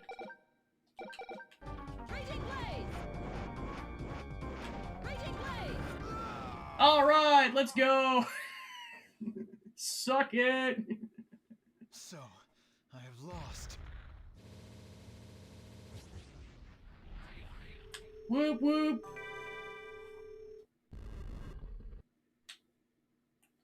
It is a crime that she didn't get a level up off that.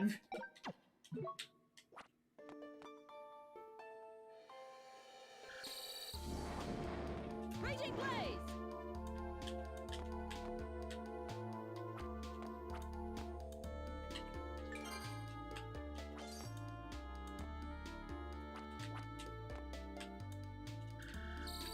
Raging Blaze! I honestly might try that for a while, unless I decide I want to go back to the Raging Blaze! using the rapier. Raging Blaze!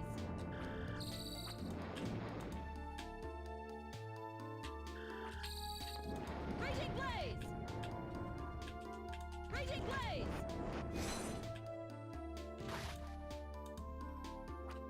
Yeah, I didn't even realize you could double stack the magic until I saw that strategy. I'm like, holy crap, that is kind of broken. Blaze! Raging Blaze! Especially with how minimal magic it uses.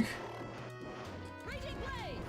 I know it's not a projectile like the lightning magic, but jeez. Raging Blaze! Raging Blaze! Of course, it can just dodge whenever it wants. Gosh darn it. Blaze! There we go.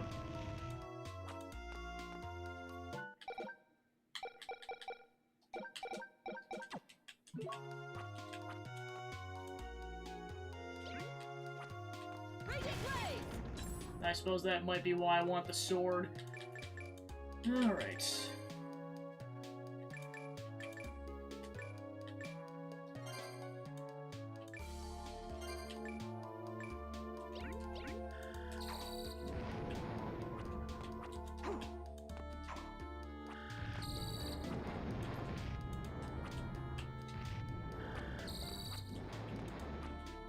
Raging Blaze!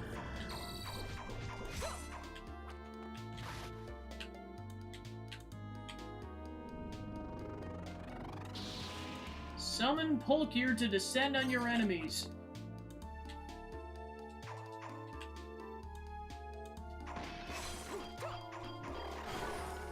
And there's the level up. 15 to 20 to go if we want to stand a chance against Dracula.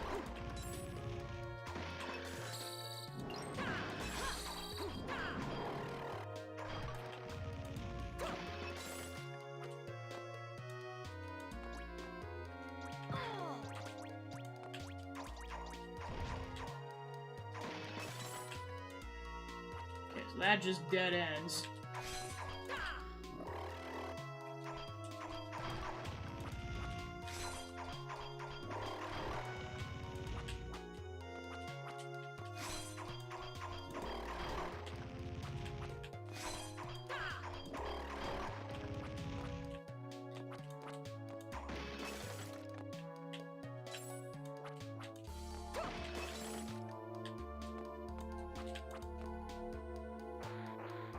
Oh shoot! That guy just came out of nowhere. Jeez Louise.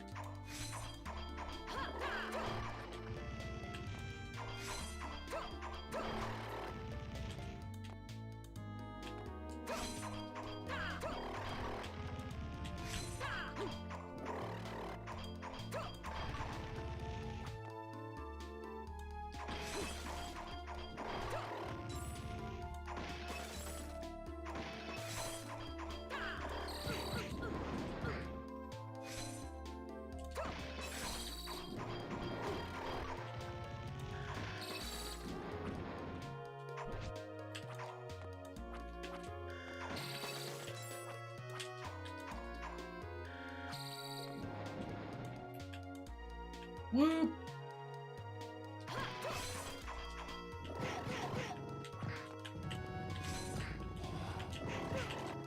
Oh my god, wow, that was rude. Raging Blaze! Raging Blaze!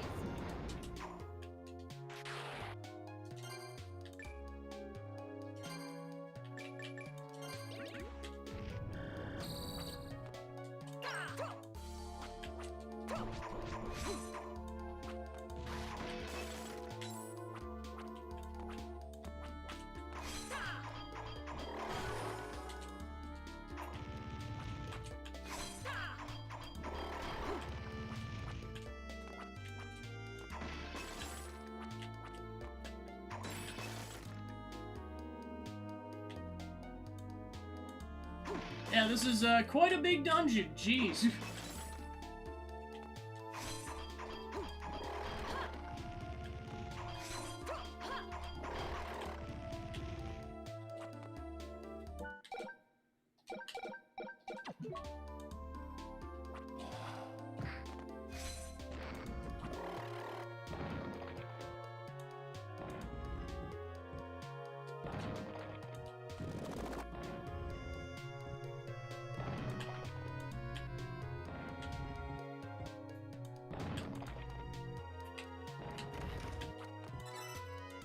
The Star Rig.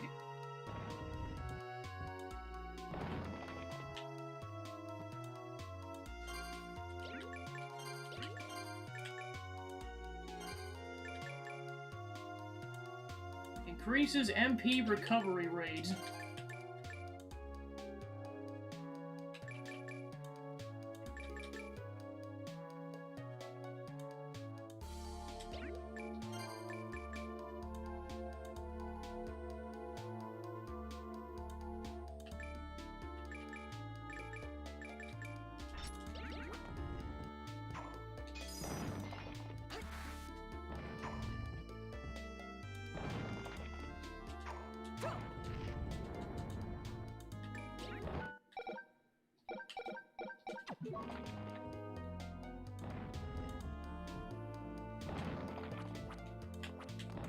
Oh shoot!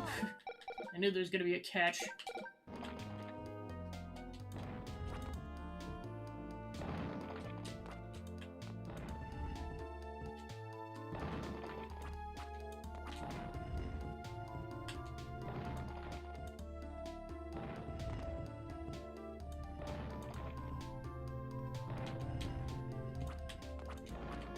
Oh, I can't even jump that high. Okay, so that, yeah, that's a to be continued anyways.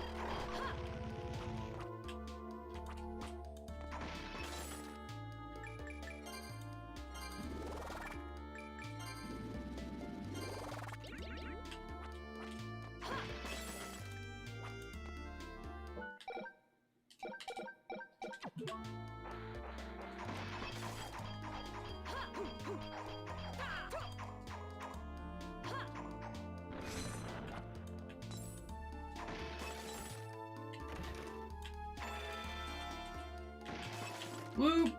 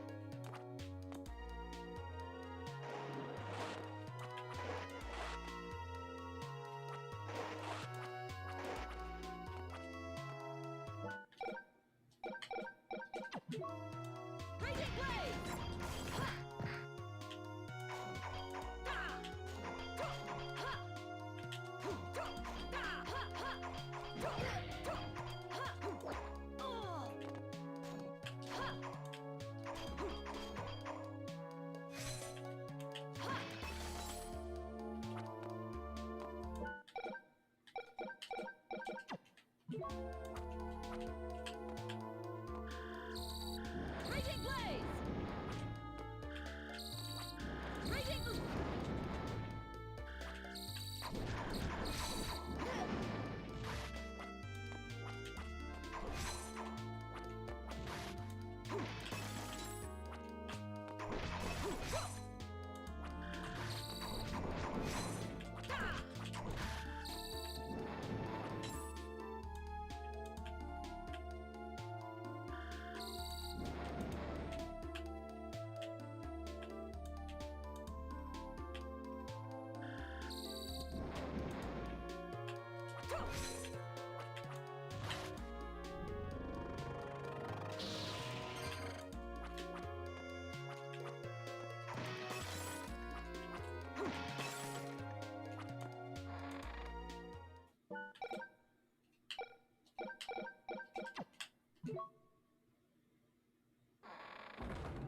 The barracks.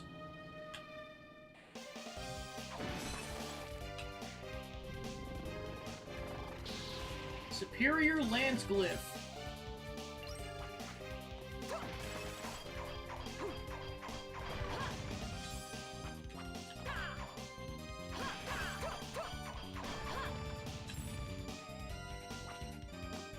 All right.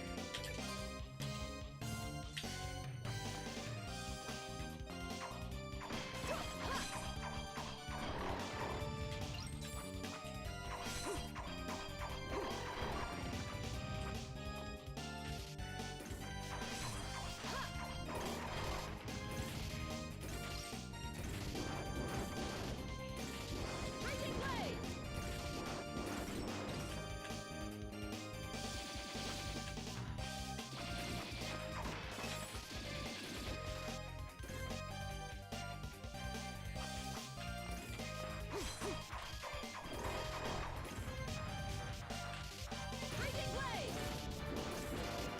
Raging Blaze! Raging Blaze! Raging Blaze! Raging Blaze! Raging Blaze! Raging Blaze!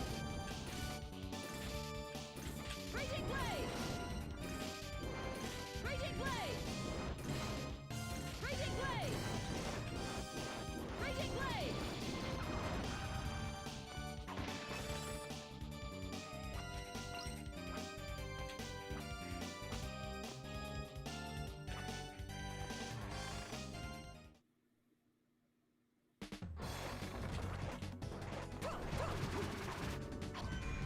All right, and now it connects. Sweet.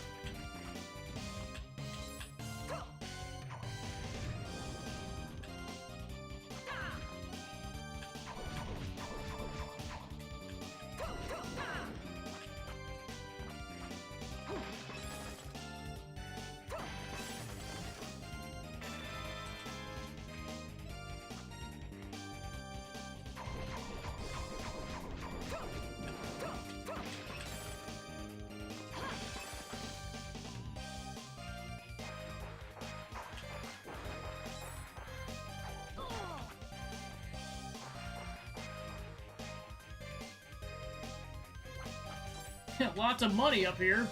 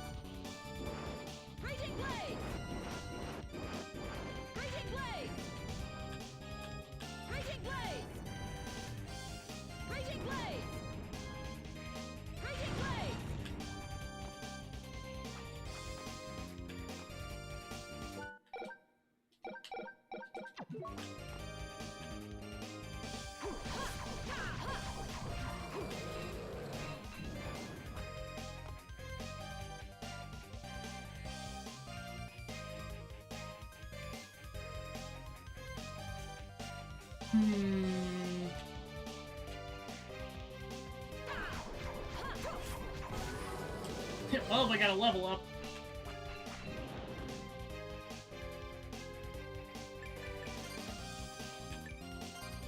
Yeah, I'm gonna go back and restock up at the village.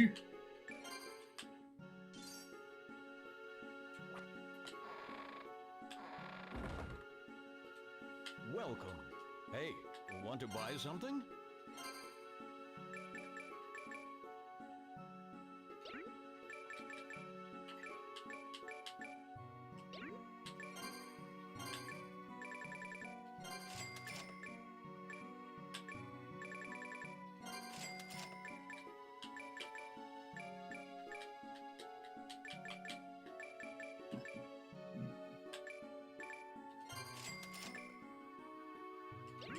Come back again.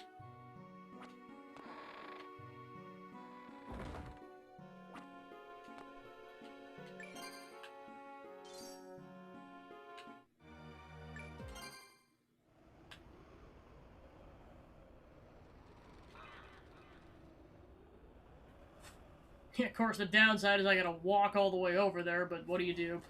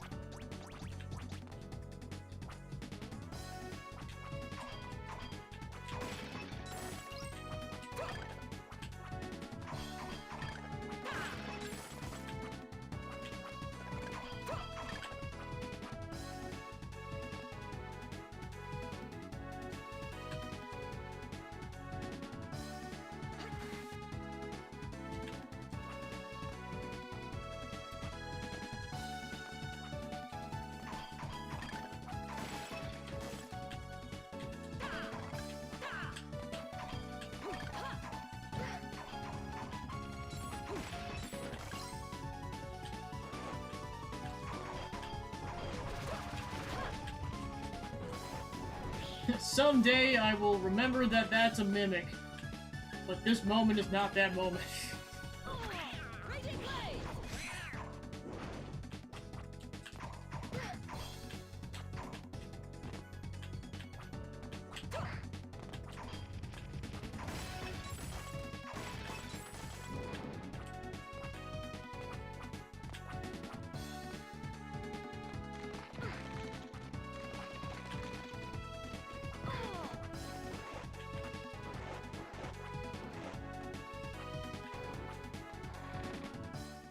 Alright, almost to the same point.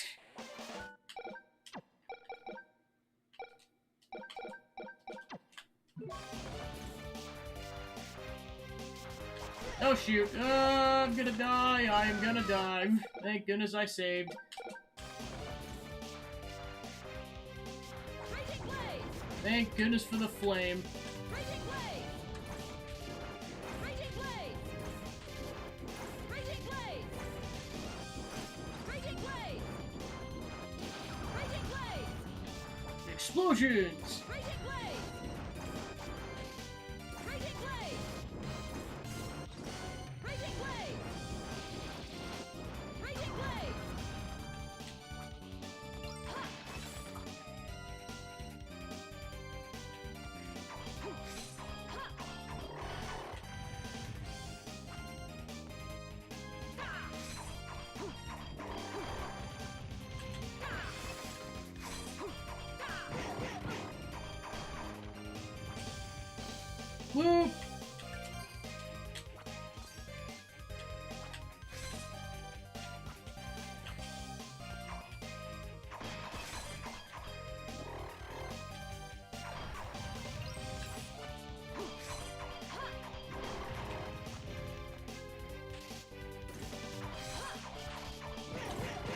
Yep, that was bad.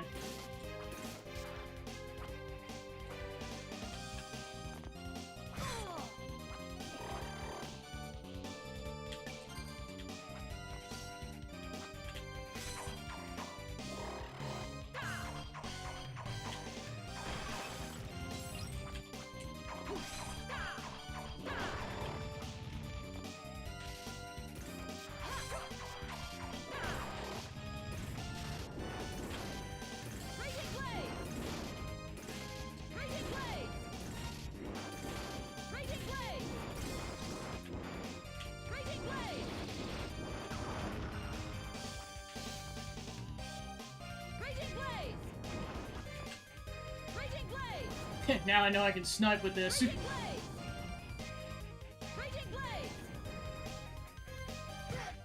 Sort of.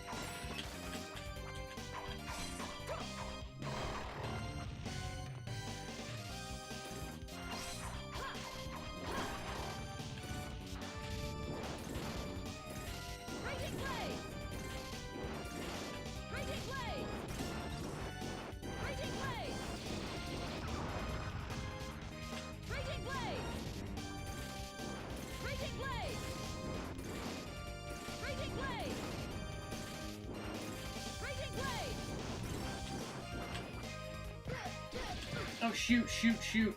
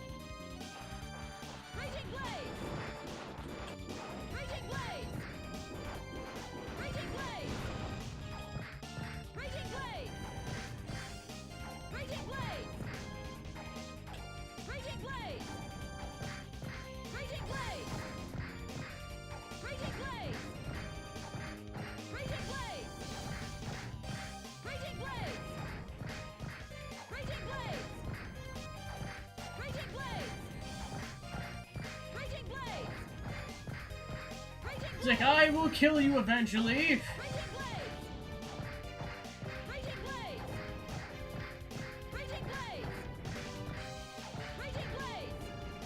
Woohoo! Victory!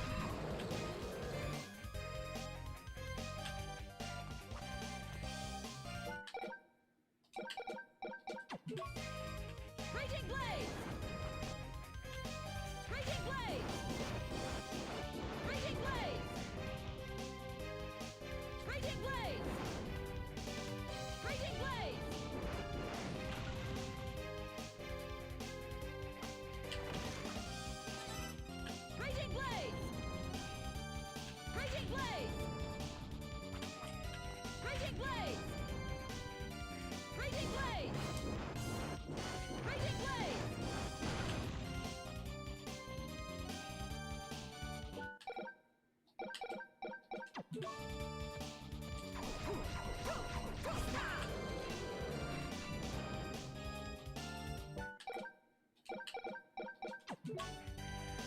Raging blade! Raging blade! Raging blade!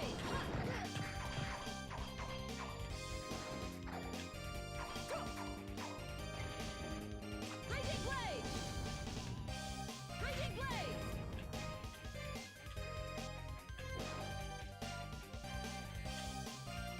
Raging blade! Raging blade!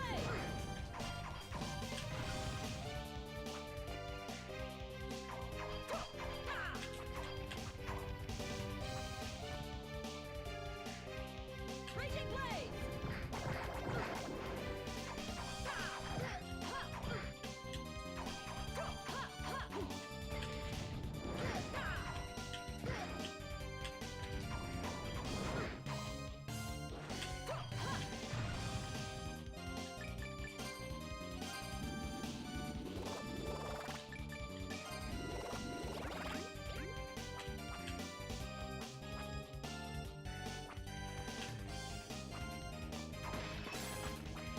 Raging blade! Raging blade!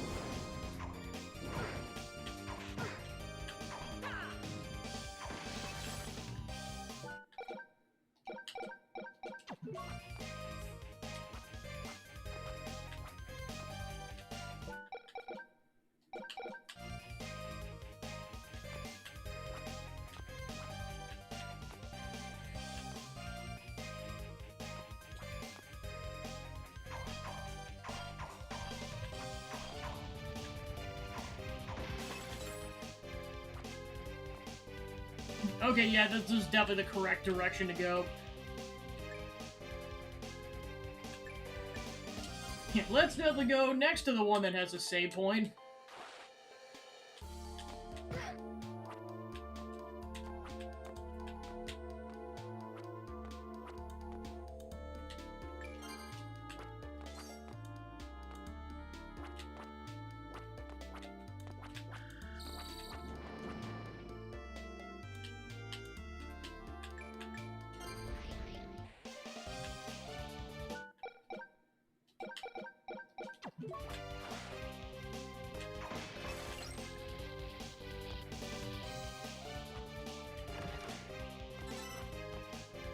I'm shocked that didn't have a catch to that.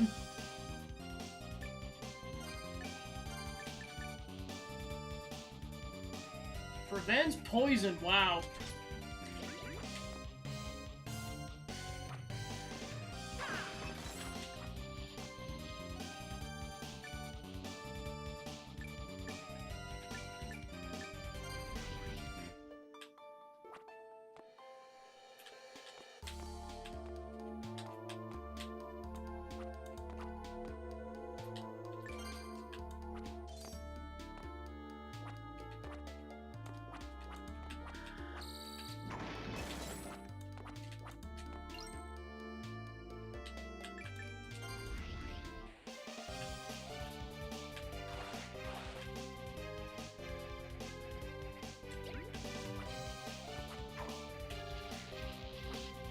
Raging blade!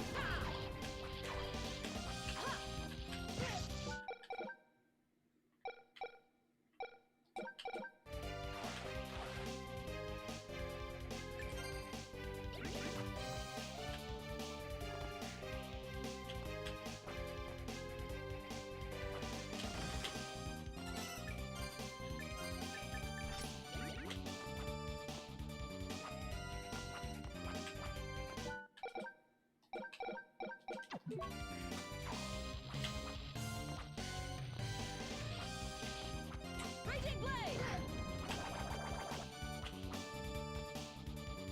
Raging blade!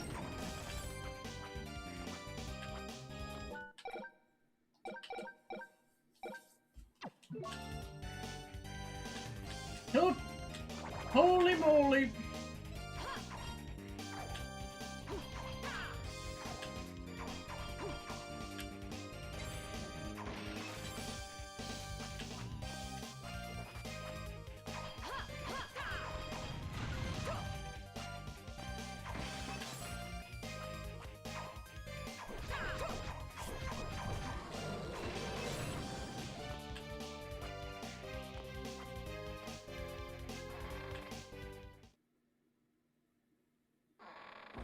The Mechanical Tower.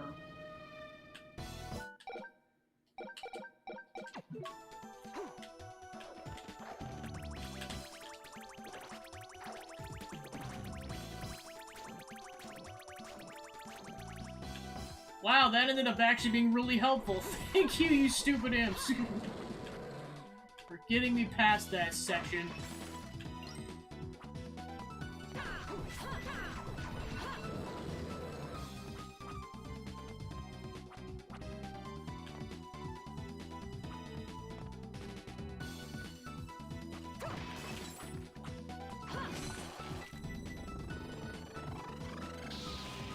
Temporarily increases strength and the effects of physical glyphs.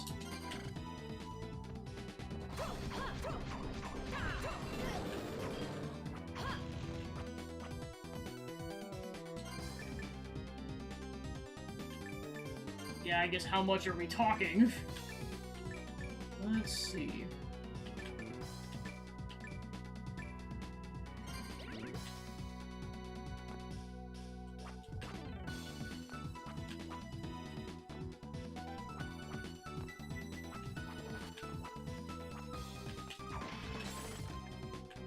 Oh, save point, nice.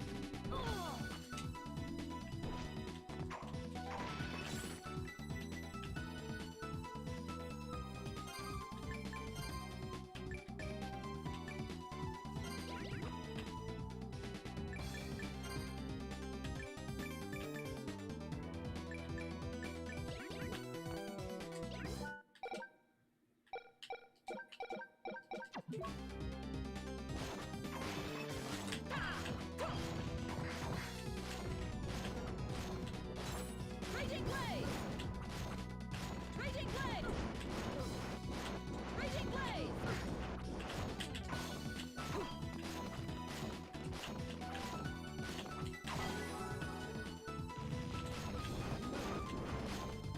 Raging Blade!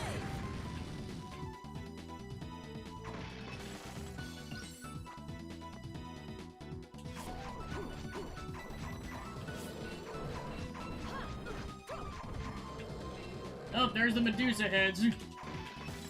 I knew they were showing up at some point.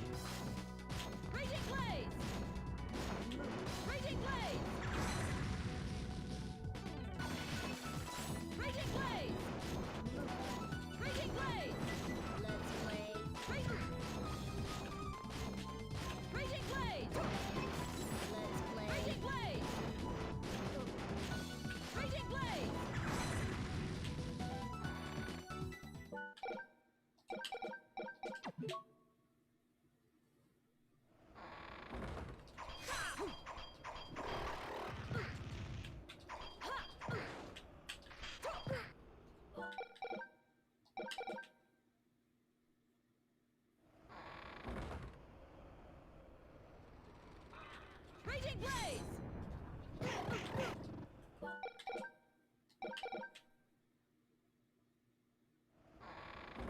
Raging Blaze! Ha, ha, ha! Haha!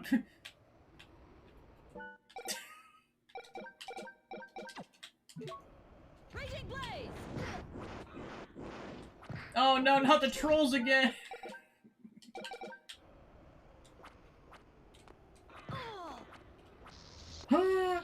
Run! Run! Just run, Shanoa! Haha!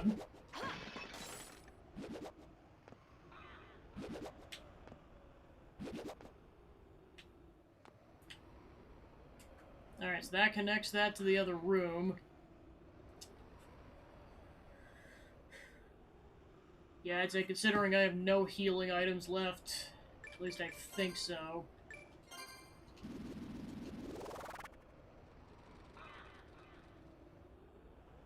I can try to see how far I get, but that involves going through all those enemies again. Yeah, I'm gonna go back to the village.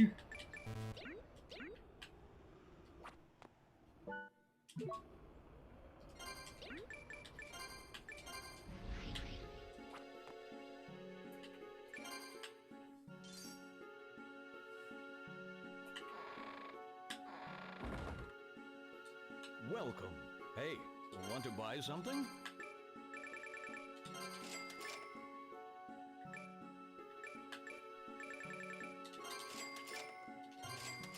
Come back again.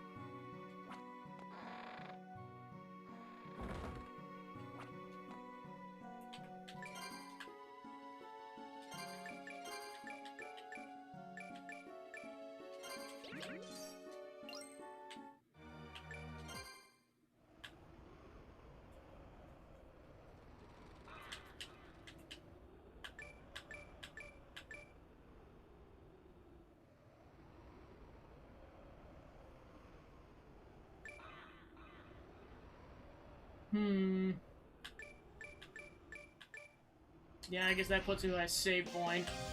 If I had to pick a direction.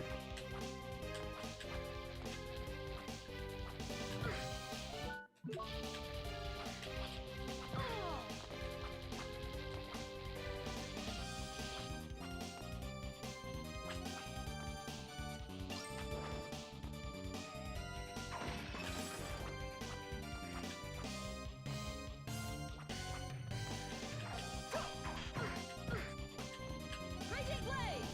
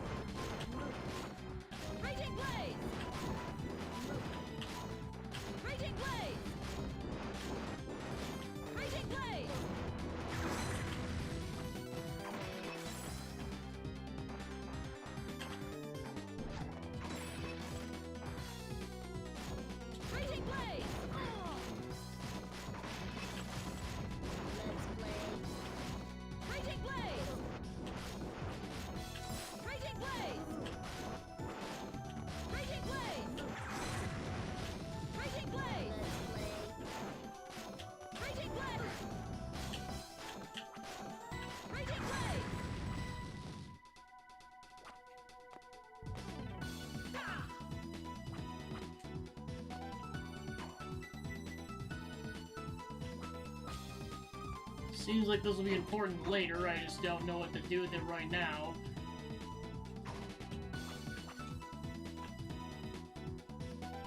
Unless...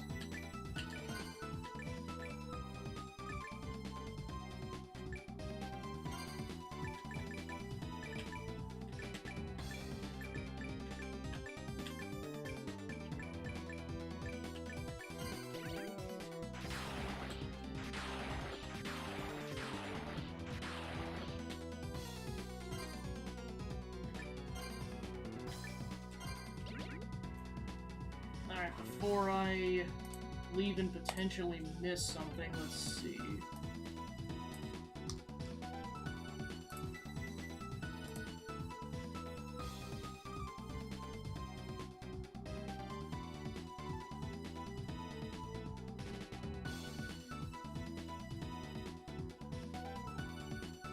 I guess to be fair, do I have the other glyph?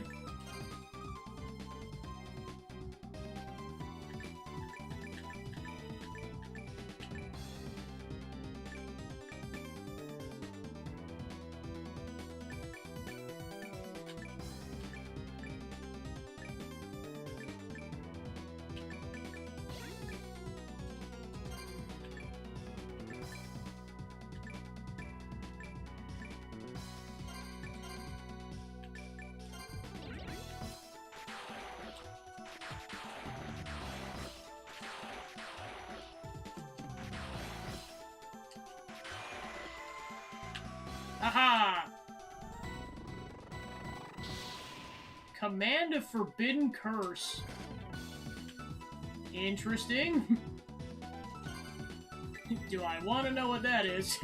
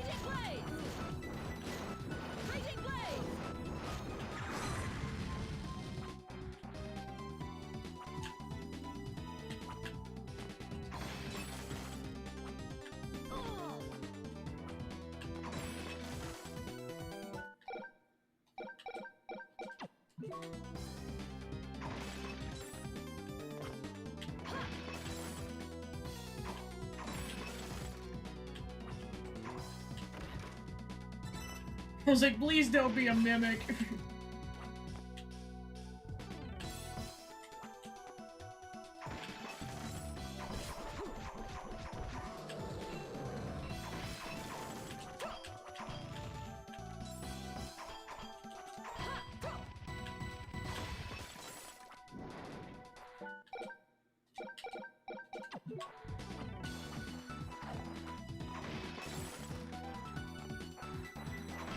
Oh, we got another one. Oh boy, run, run, run, run!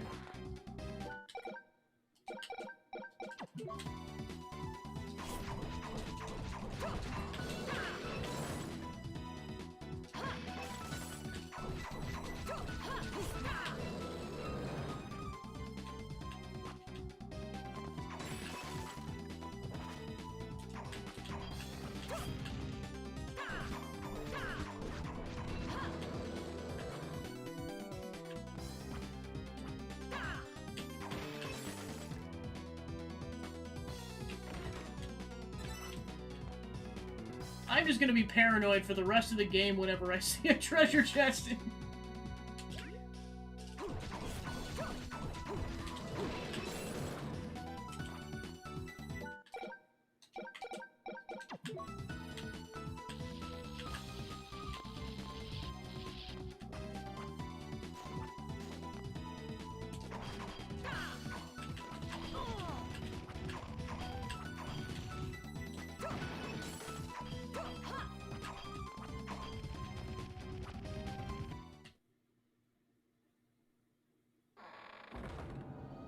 The Arms Depot.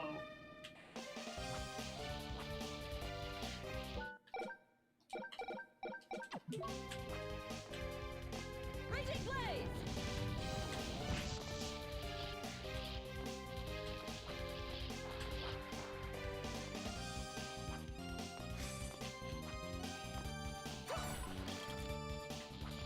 Huh?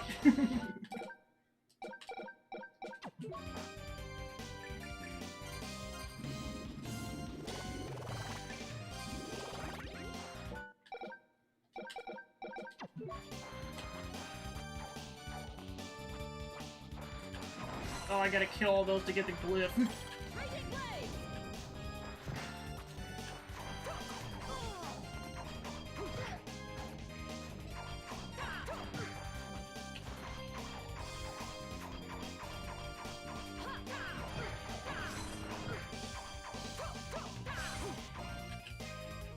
Haha! A triple knife glyph.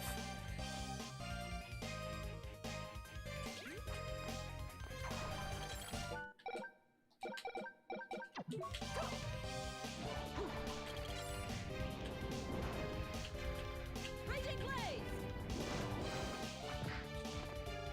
Raging Blaze!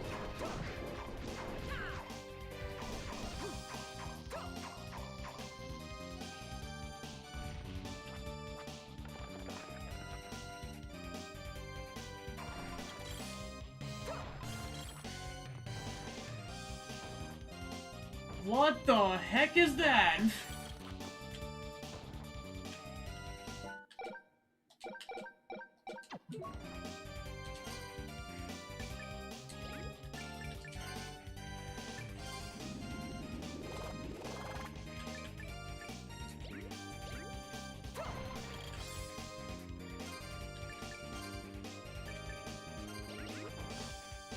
Raging Blaze!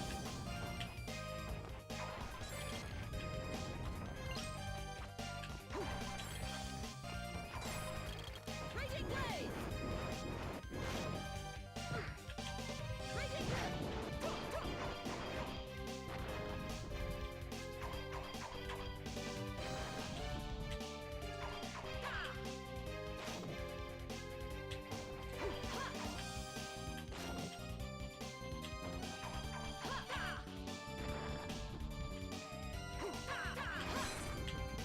Alright, sweet.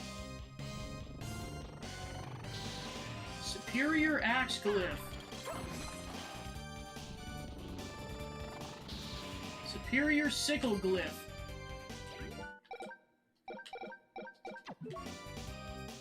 Raging Blaze! This whole room is just a whole plethora of what the heck is that?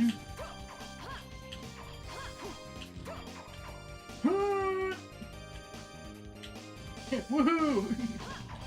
Welcome on into whatever the heck this gauntlet is. I'm just surprised how easily these things are dying. Okay, there's Bozeman. Whew! Got some sort of safety net here. Nope! I'm doing good, just kicking back after a day of work. Mohawk Skeleton, oh my gosh. Yeah, this has been a whole marathon, because I'm just like, oh yeah, clock tower, oh gosh, now we're in the dungeon, we're in the Arms Depot. I'm like, oh gosh, this is where it keeps going and going. Yeah, definitely back to one that has a save point adjacent. Because I am dangerously low on healing items. As in, I have none.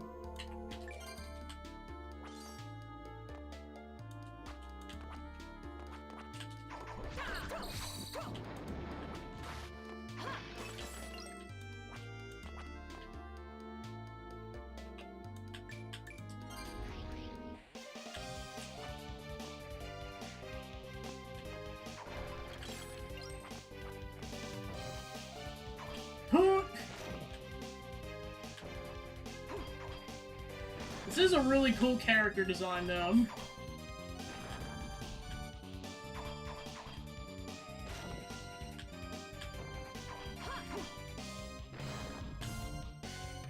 Yeah, I can definitely tell, especially with this game, they incorporated more of, like, the 3D animations in there. Really love it.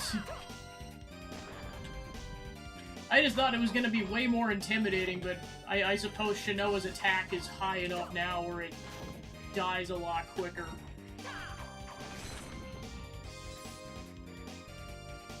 Oh, we got Mohawk's skeleton again. Oh god, no! I thought that was gonna be way worse.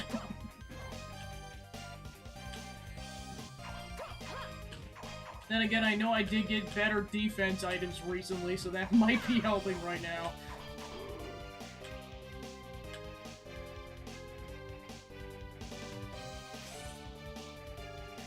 Alright, there's Swordman. We're going to ignore Swordman. Okay, there's a boss. Yeah, considering I got about 5 minutes left, I'm definitely saving that boss for the next session. So, in the meantime, just gonna prioritize as much exploration as possible. Gosh, I'm gonna have to backtrack through all of that. Oh no! Well, nothing for it, I guess. Holy moly, that is a lot of backtracking.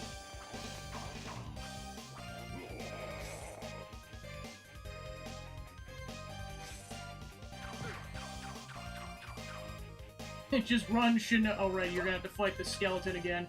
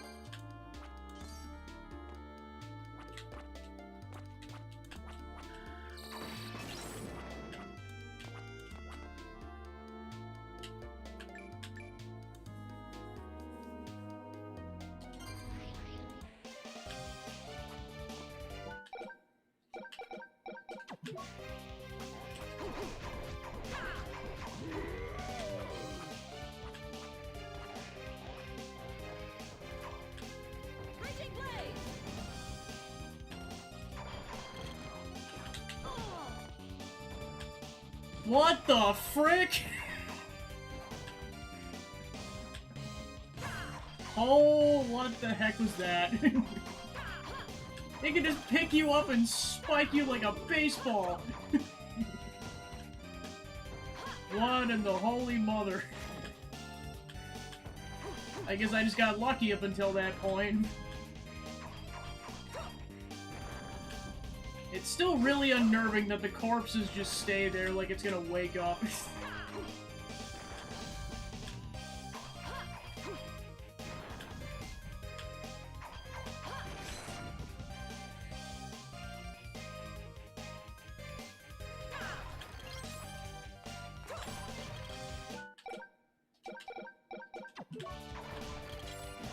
Oh shoot, I forgot about this guy.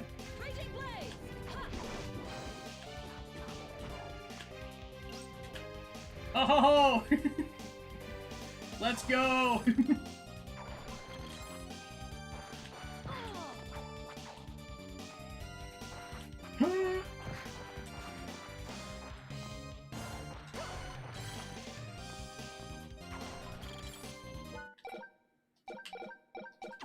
Now the question is, which direction do I go?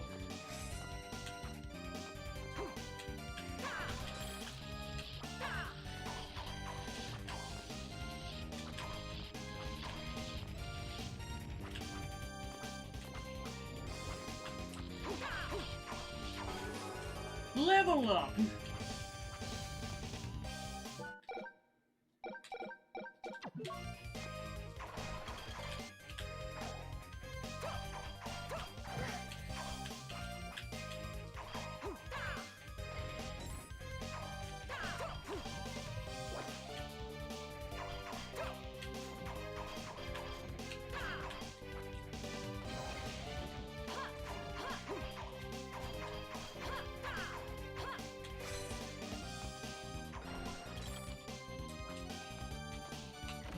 Haha! Worst bodyguard ever. I mean, these guys are doing okay, but that guy sucks.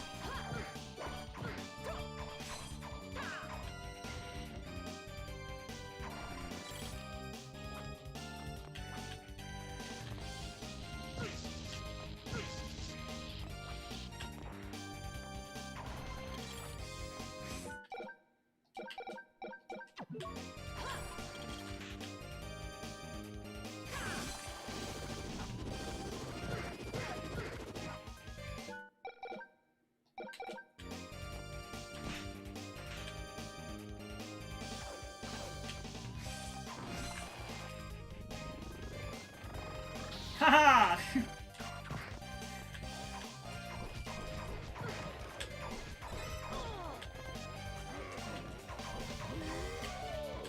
Whew!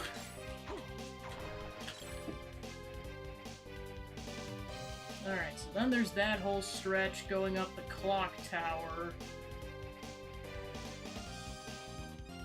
But I at least discovered everything that's in the arms depot that isn't the boss. So I pretty much just go to the boss whenever I'm ready at that point.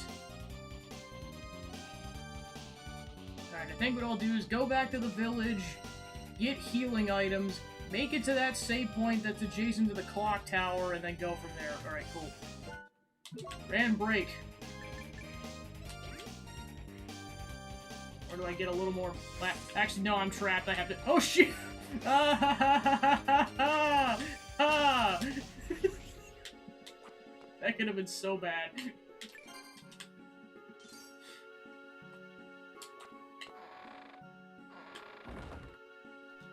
Welcome. Hey, want to buy something? Give me all your potions! Yeah, I was gonna be like, it was literally like death or death. I'm like, I choose magical ticket. Honestly, one of the best design choices they could have made for this game was just go back to the village. We got you, buddy. Thank you! We're back again.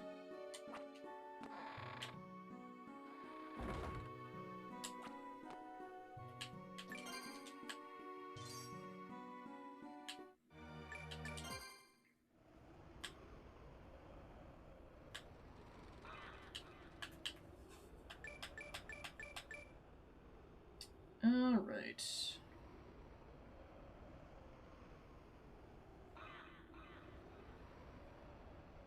Alright, yeah, that one it is.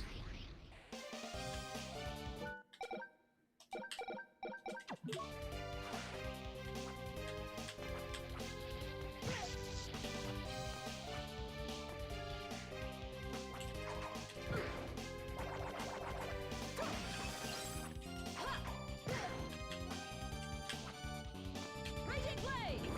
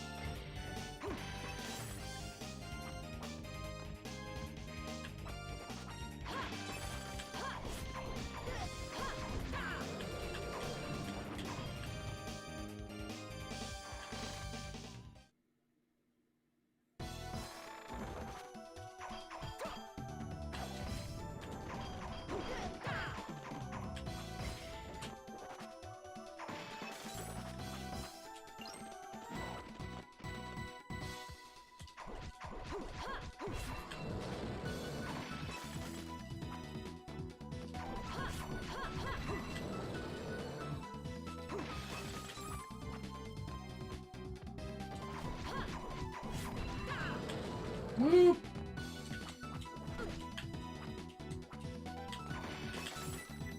Get away from me, you stupid demonic freaks! No! No!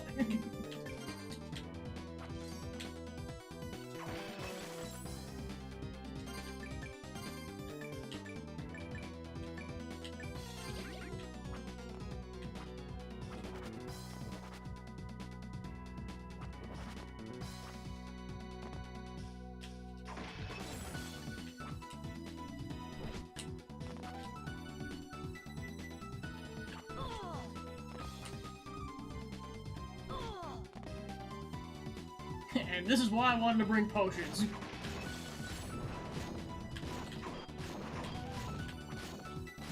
Raging blade!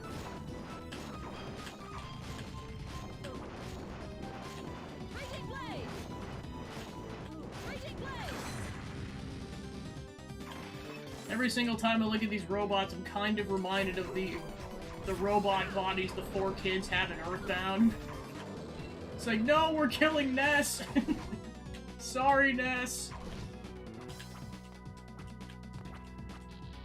I swear we're not allied with Gygus.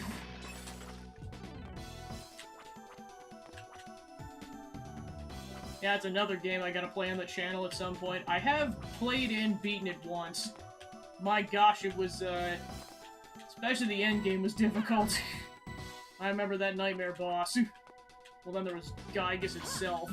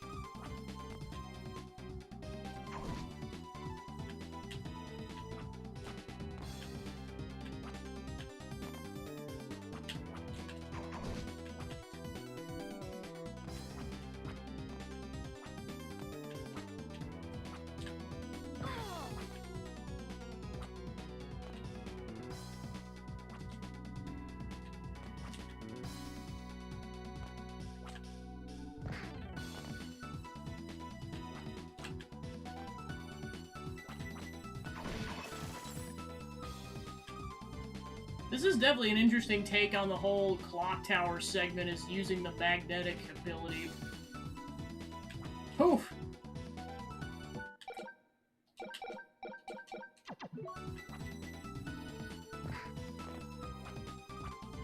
You just go, like, guns blazing directly into a Medusa head. Whee! We're going 50 miles an hour straight into it. Huh! Actually, shoot!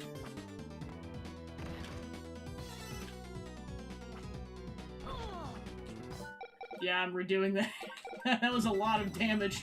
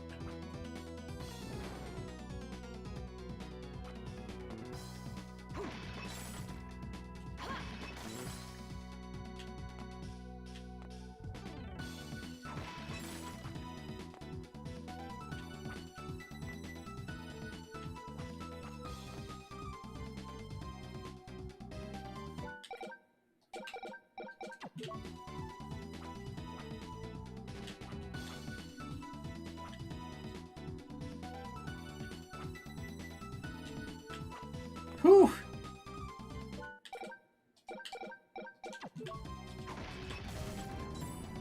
Oh, shoot!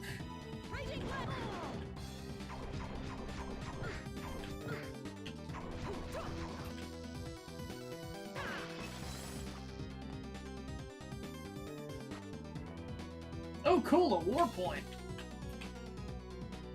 Then I will definitely eat that damage then.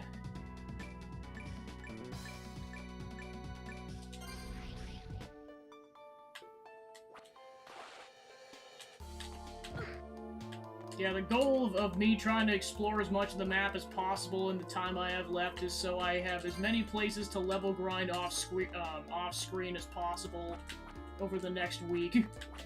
Because I'm going to be off traveling and stuff, and I'll be back next Wednesday to finish this off before the charity stream next Friday.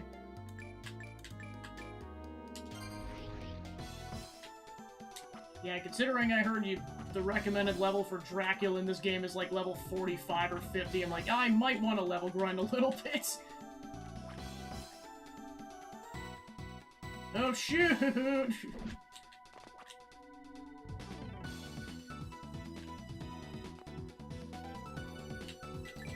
Okay, so that's pretty much the next story objective then, is to take down both of those bosses, so I think I've pretty much explored everything on the map that I could that doesn't involve... Well, I know there's some sections I need that flight ability, and that's pretty much all the sections that aren't filled out of the map right now. And the 2 boss areas.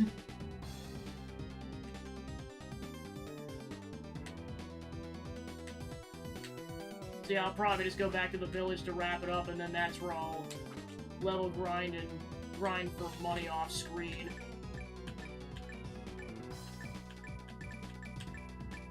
Yeah, I suppose it doesn't really matter which warp point I pick here.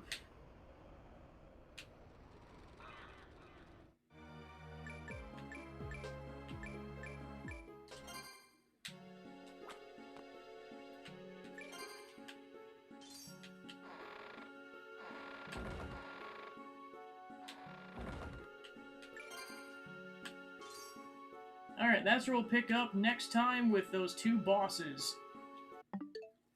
Alright, so thanks for tuning into the stream. I was able to finish up Cabernet and get some more progress done on this. And like I said, that'll be pretty much the end of streaming for the next week, so I'll be back with this next Wednesday, and then the charity stream's going to be next Friday starting at 10 a.m. CST. I'll kind of go over more details on Wednesday once I get things finalized. That's about it for announcements, so let's go find a raid target.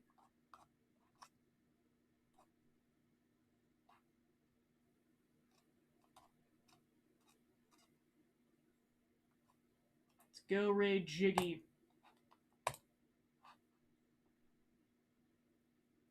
Alright, cool. So thanks for tuning in, and I'll see you guys next week. Take care.